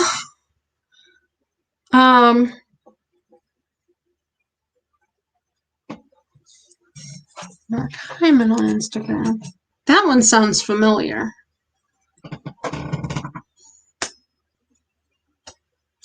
But I'm not sure why.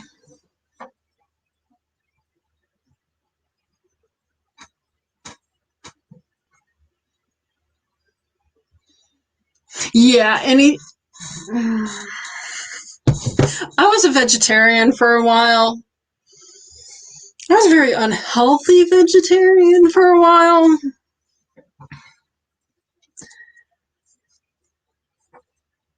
Oh, I was thinking the vegan was they were eating fish and otherwise they were a vegan. I just... Martin Nutrition?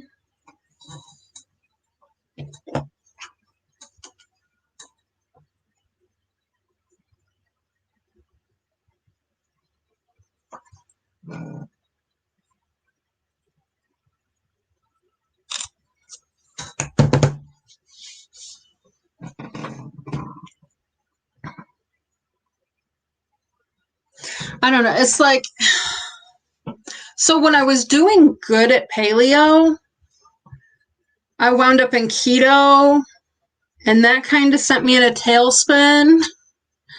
And then I started having the histamine issues.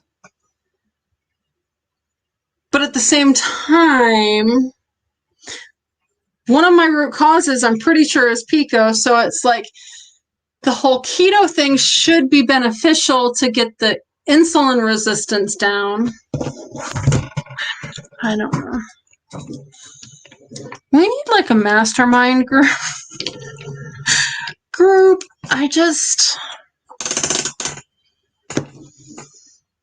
I don't know.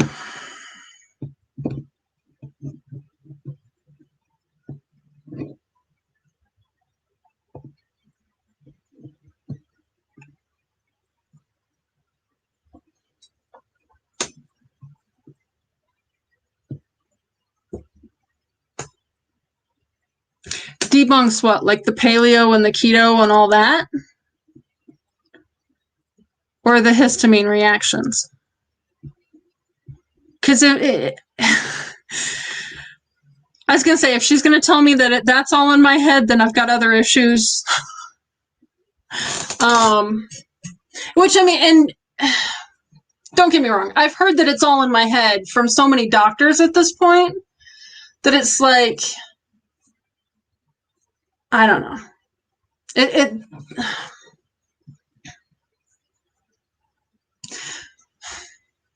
Hi, MCAT. How are you doing tonight?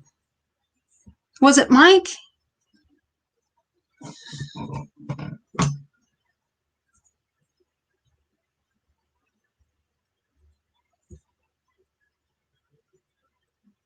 So I've never been HIT tested.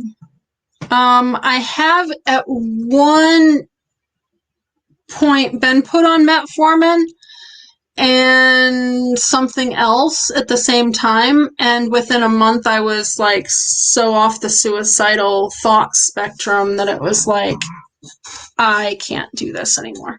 I was breaking out in boils. I was sick, like physically, like flu-like sick. I'm like, okay, I'm done.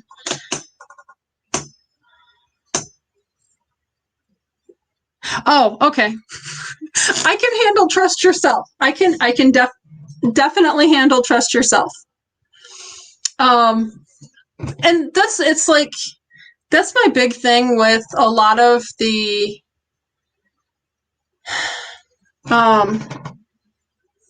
okay.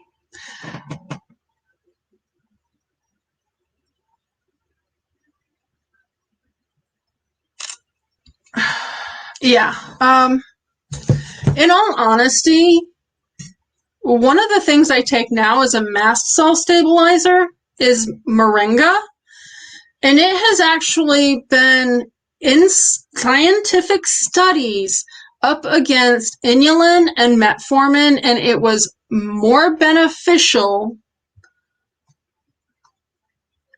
So the inulin and the moringa were about equal on how it helped your levels. The moringa was more like it had more resultant pregnancies from people that were trying to conceive than the inulin did. So I mean, like it won on both spectrums from the metformin, and like there is science backing up that moringa helps with like managing glucose levels and reducing those.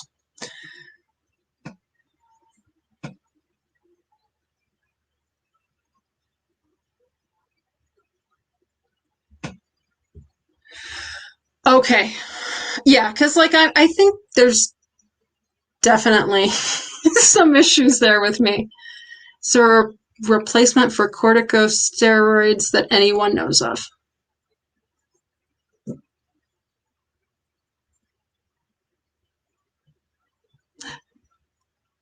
So this is going to sound really stupid, but what do corticosteroids do?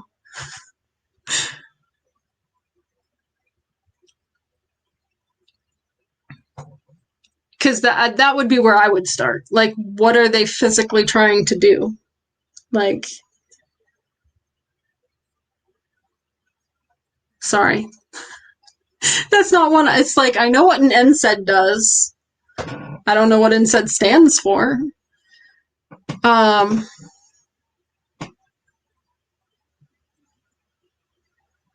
sure there is a replacement for it. I just don't know that I would know what it is.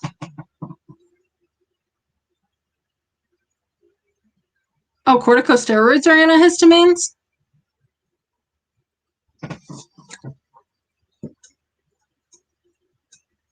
Okay, that was just weird.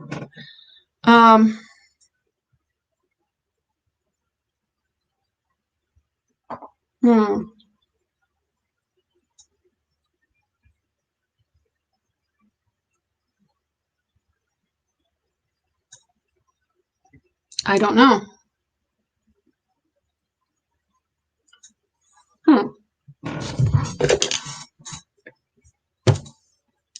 Well, I mean, there's lots of things that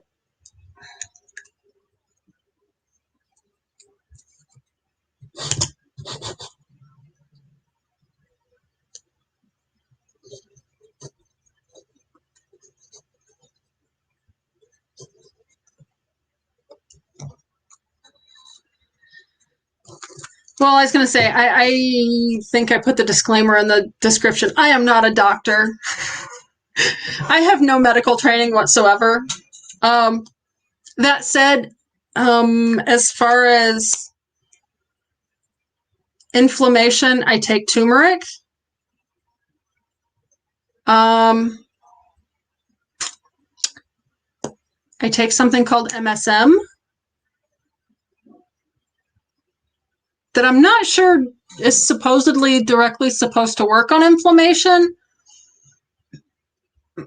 I had a nail issue that somebody said. I don't play one on YouTube either. Don't get me in trouble. The MSM, it was supposed to be something that somebody had recommended for nails. Because, like, I've got, and of course I just trimmed this nail is actually, like, coming apart from the skin, like, underneath it. And somebody had recommended the MSM to see if that would help.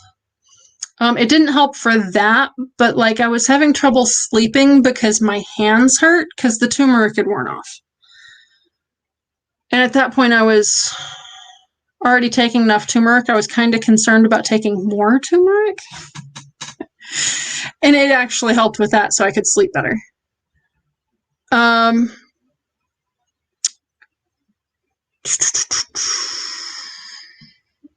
I don't know, probably not directly, but I think moringa is also supposed to help with inflammation.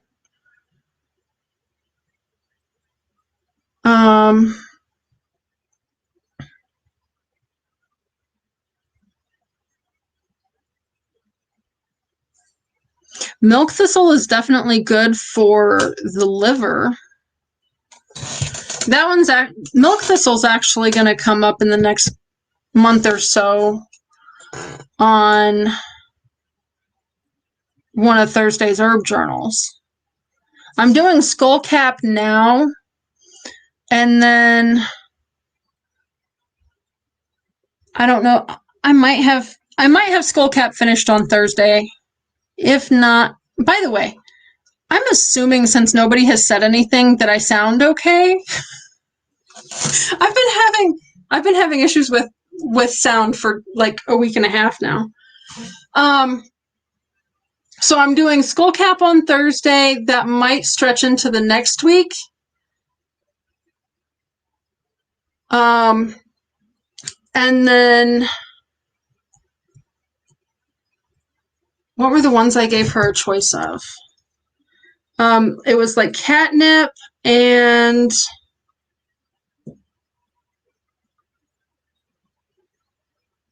catnip, sage, and I think milk thistle was the other one. That I've got kind of slotted in for the next few ones. Awesome.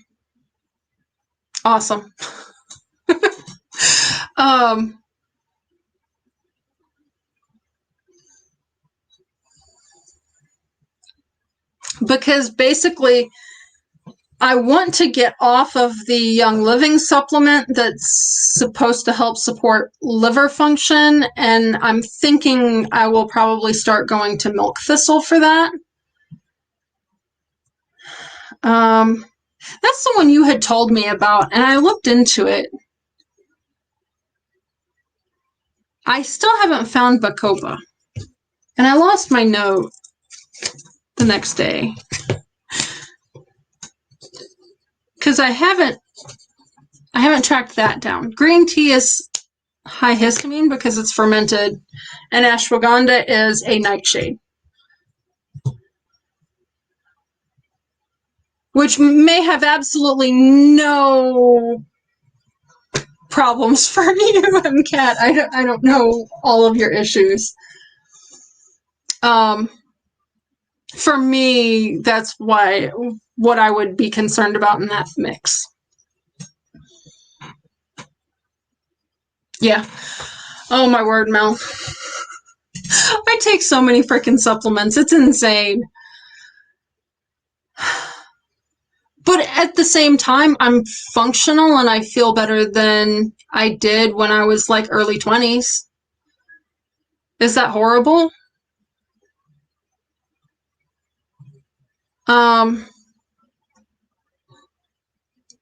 You've got me curious on this adrenal glands thing. I have been sitting too long. So I'm going to act like an old woman for a few minutes and like push myself up out of this chair.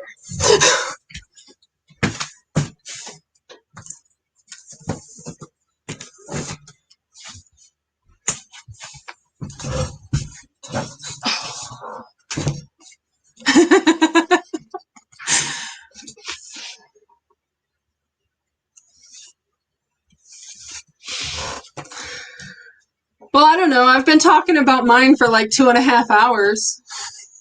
It's not hard when you've got that many issues.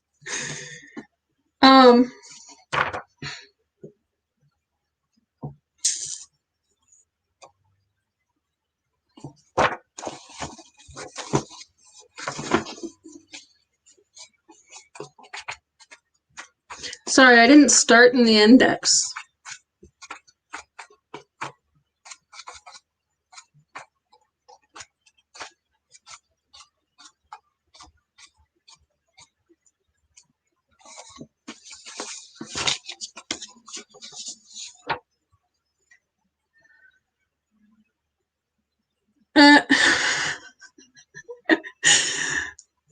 Okay, does anybody else ever stick notes in reference books and then find them years later and go, wow, I wish I had looked at that sooner?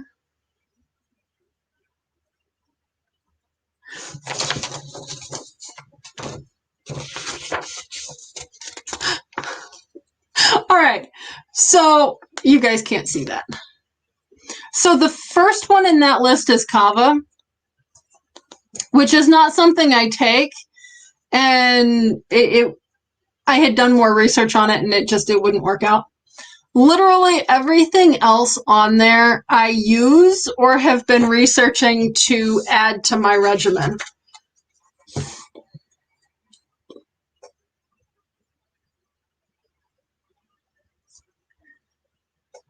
So Michelle, my system for that,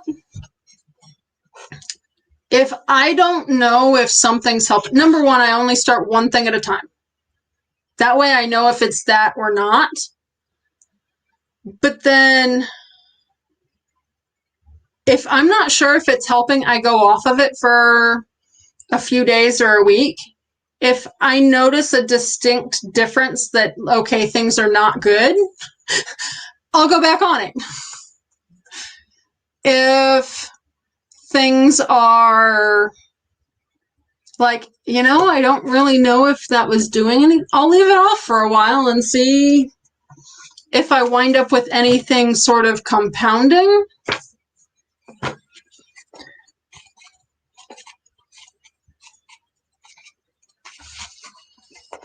Yeah, I was going to say, I was kind of looking for the adrenal fatigue, since most of my books don't don't have the actual medications listed.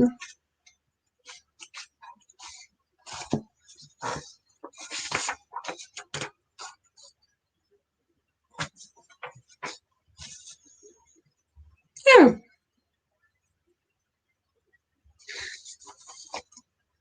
So this is prescription for nutritional healing.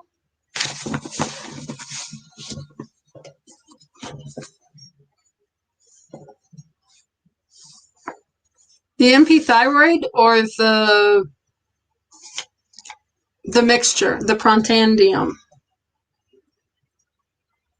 What I would be interested in with the Protandium, and because I know you said you don't have histamine issues, but I would venture a guess that to some degree you do.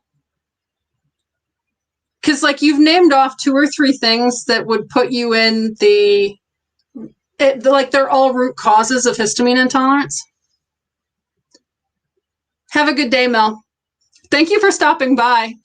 Sorry it threw me off so much.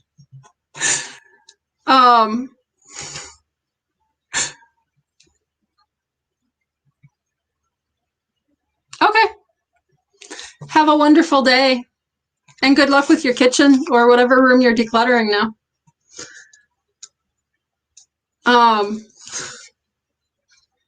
So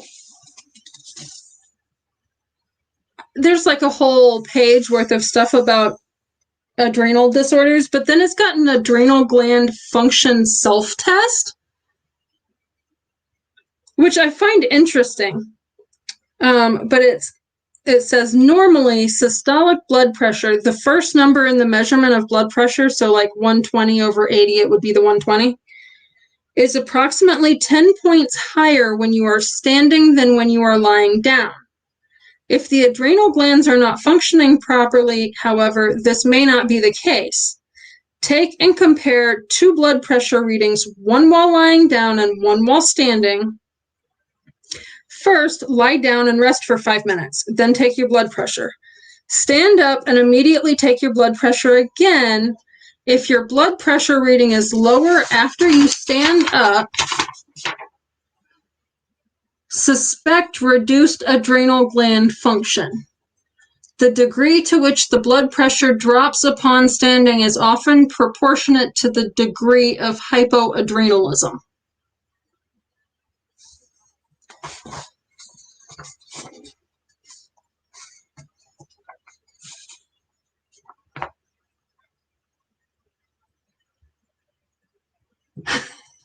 I don't even know if I have a working blood pressure monitor, but I really want to do that. I need batteries. I've got a blood pressure monitor. I just don't have...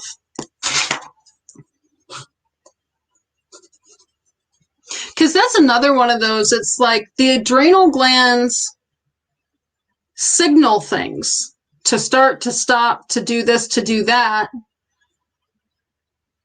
So if they're not working right, that falls into that domino effect of all the other things that aren't working right.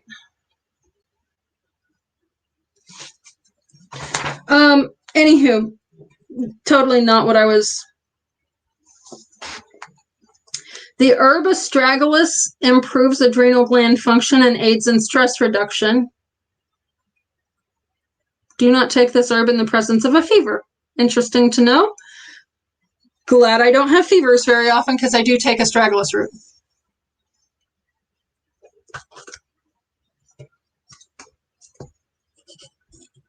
Hang on.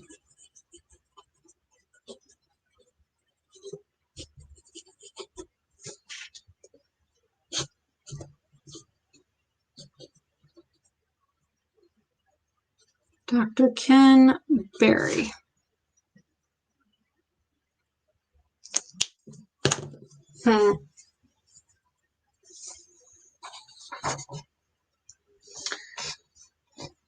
So this is a nutritional book. I've got the herb variety of the same book. So I'm just going to quickly...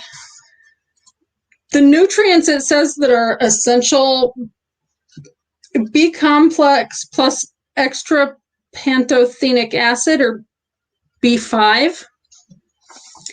Vitamin C with bioflavonoids. Very important, it says coenzyme A and L-tyrosine. Important raw adrenal glandular. Basically, that would be probably what you're taking other. Hey, James, how are you doing tonight?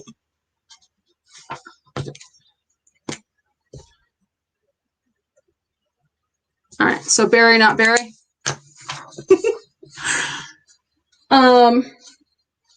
Helpful chlorophyll, coenzyme Q10, multivitamin and mineral complex with calcium, magnesium, beta carotene, copper, potassium, and zinc.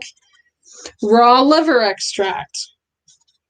Raw spleen glandular. And S-adenosilmethy, whatever the SAMe. SAMe's the abbreviation. And herbs, it's like some China Gold from Aerobic Life Industries. Echinacea can increase white blood cell production and protect tissues from bacterial infection. But don't take echinacea if you have an autoimmune disorder. Milk thistle extract aids liver function, which in turn helps adrenal function. Calming herbs such as kava kava, St. John's wort, and valerian are good for stress reducers. Siberian ginseng is an herb that helps the adrenal gland prepare the body for stressful situations.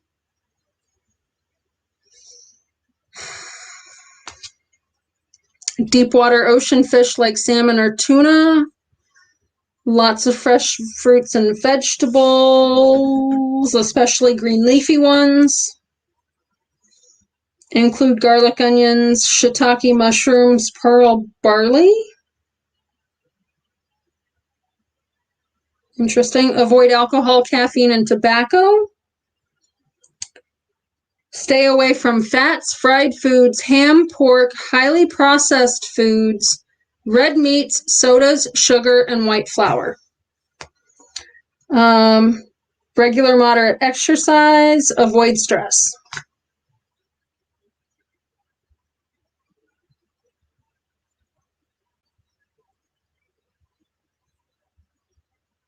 All right, I want to see what...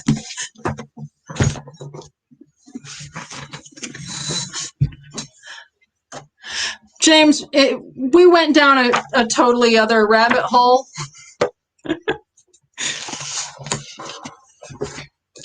How is your night going?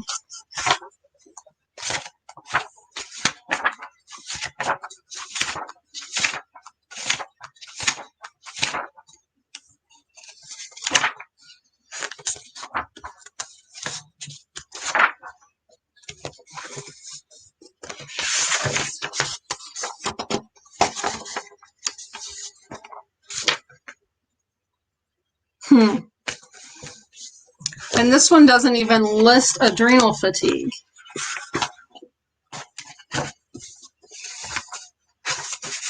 Which is a little weird. Because this one's even actually newer than the other one.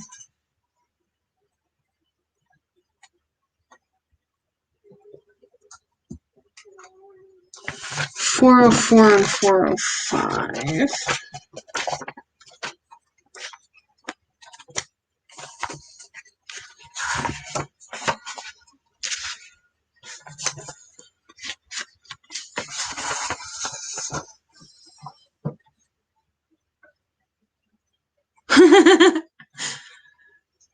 Interesting. So I looked up adrenal glands in the index. They're listed on the page with stress. Beneficial herbs it lists in here: American ginseng, ashwagandha, bilberry, catnip, cat's claw, chamomile, ginseng, lemon balm. Lemon balm is also another mast cell stabilizer. And that helped me with my vertigo for several years. Reishi Schisandra? Scutellaria, Siberian ginseng.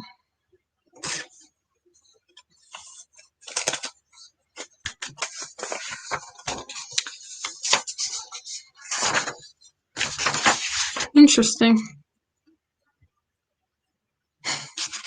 So a lot of the plants I have around here also work as medicinals, but I bought a forsythia bush just because I'd grown up with a couple down in Tennessee, and I really love the forsythia bushes.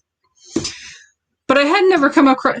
So this is a completely different entry this is talking about strep throat.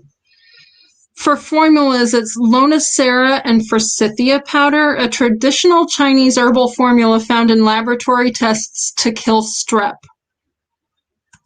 Recommended for strep throat in people who have chronic viral infections such as HIV. May be sold as honeysuckle and forsythia powder. I never would have guessed that I could use my forsythia bush or honeysuckle for strep throat. Oh. This is the prescription for herbal healing.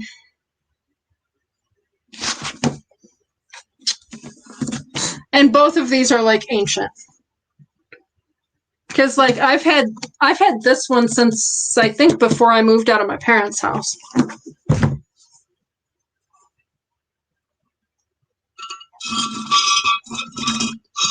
Because they aren't consistent. That would make sense. Oh, no worries, James. So the topic for tonight was actually tweaking recipes to work better for food restrictions because of the histamine intolerance and stuff.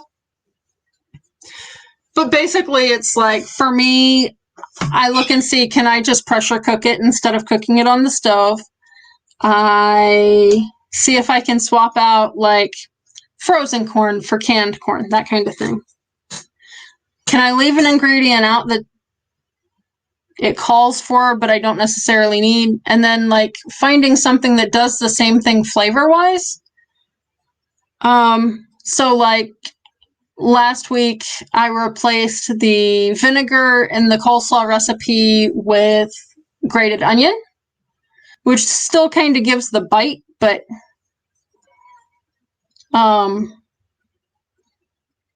it doesn't have the histamine issues. We've like, I think we're on rabbit hole number 3 at this point. Which is fine.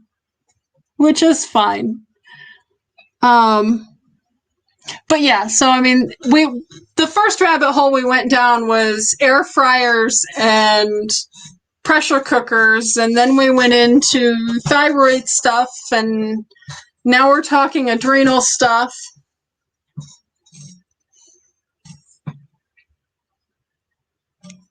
You have little rabbit emojis? Hi. Did you want to come say hi? He wants to come say hi. They don't want to look at your butt.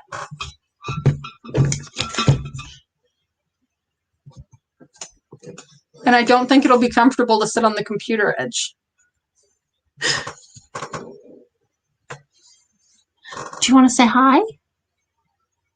No, you just want to give me headbutts?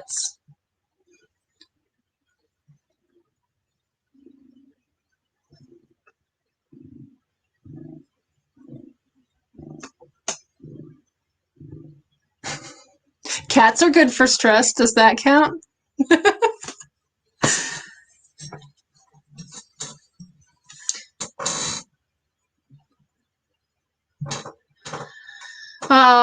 He is actually my younger one.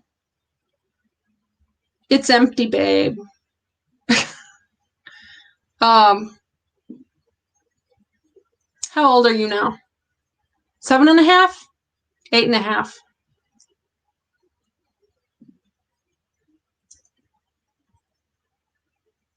His birthday's in September.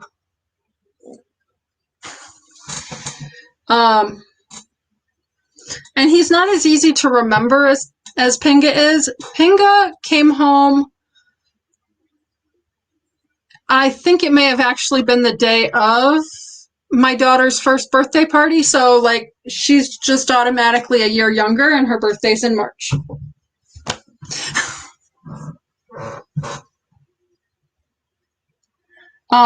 Yeah, he's probably trying to tell me that he's hungry because he just got up and walked out to the kitchen. He's nonverbal for the most part. Pinga, my other cat, she's 14 and diabetic, and like I can ask yes or no questions. She'll meow at me if the answer is yes. Assuming she's not sick. If she's really not feeling good, that's too much for her. But normally, communication-wise, she will answer yes or no questions. But apparently they only communicate with kittens and people with meowing. So there has been discussion of he apparently thinks it's strange and does not see us as kittens, so he won't communicate that way. Yeah, you will hear him at times, but he's not, yeah. When he's being a teenage boy, that's when you hear him. Or if he's in a car. He does not like car rides. He is very verbal in car rides. And like right now, it's really annoying to him that I won't let him up here on the computer. So like if I'm trying to do something on the computer, he'll jump up here and like lay down so that he takes up all of my workspace and like just skirt the keyboard, which I haven't completely ruled out that that's not part of my sound issues, that maybe he's got fur in the mic somehow or something. Because he hasn't really been up here since the computer came back from my daughter's room. But before that, he had basically been laying and rubbing up against like exactly where the mic is at. Because for some reason, they put it down here, like right next to the keyboard. I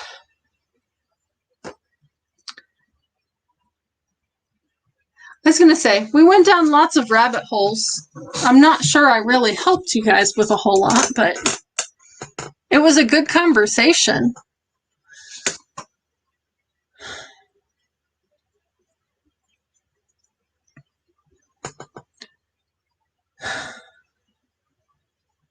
But before they start fighting, I do think I'm going to get off here and go feed them.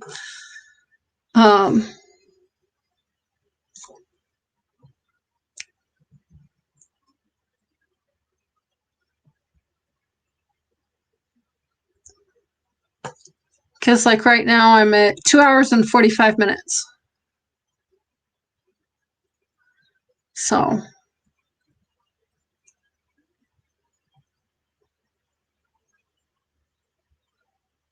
I don't know what you mean by were you the fox, but definitely be safe driving or flying, or I guess I'm making the assumption that you're driving. I'm not sure where you're going. I'm behind on videos. But definitely stay safe. Michelle, what are we oh my godding?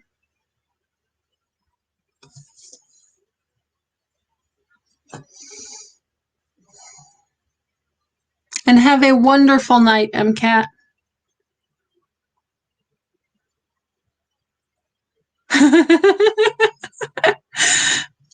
our rabbit holes and being on for 2 hours and 45 minutes? Who knows? I was going to say, I've got another friend that he's like, you really need to keep them to less than like 45 to 50 minutes for replay value or whatever. I think I've just gotten to the point I'm fine with a loose topic and we can talk and hang out and go down rabbit holes. And I can just take the subject matter and the discussion ideas and stick them in a video. Would that be a horrible idea? Because, like, I mean, I get that nobody's going to want to watch a 3-hour live stream replay. But I think we went down a lot of good rabbit holes, and I've got more directions to sort of research and learn, and we had fun hanging out with friends and stuff. I mean, I guess that's kind of the way I see this.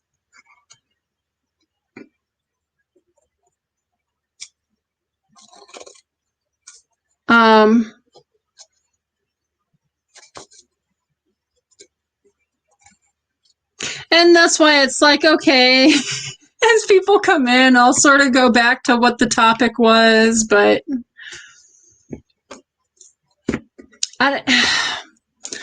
I'm trying to find a balance between keeping the channel fun to do, and I don't do well with like overly structured. I tried the overly structured live streams for a while, and they weren't fun at all. At least not for me. And like the topics, one fed into another, but at the same time, they didn't really like the things in them have been helpful in my abilities to cope with the stuff that I'm wanting to focus on, but it didn't come across well. Like us going off into rabbit holes on various types of chronic illness, in my opinion, totally stays on topic for the channel. I don't know. Does that make sense? I kind of wish Denise would talk about some of this stuff. And I asked her in comments about like the retention, like the audience retention rates on videos at one point, and she hasn't covered it, and I don't know. I'm not sure if she just isn't interested or doesn't see where it's important. I don't know. Have a wonderful evening, James. And thank you for stopping in. You too, Michelle. And MCAT, if you're still here, have a great night.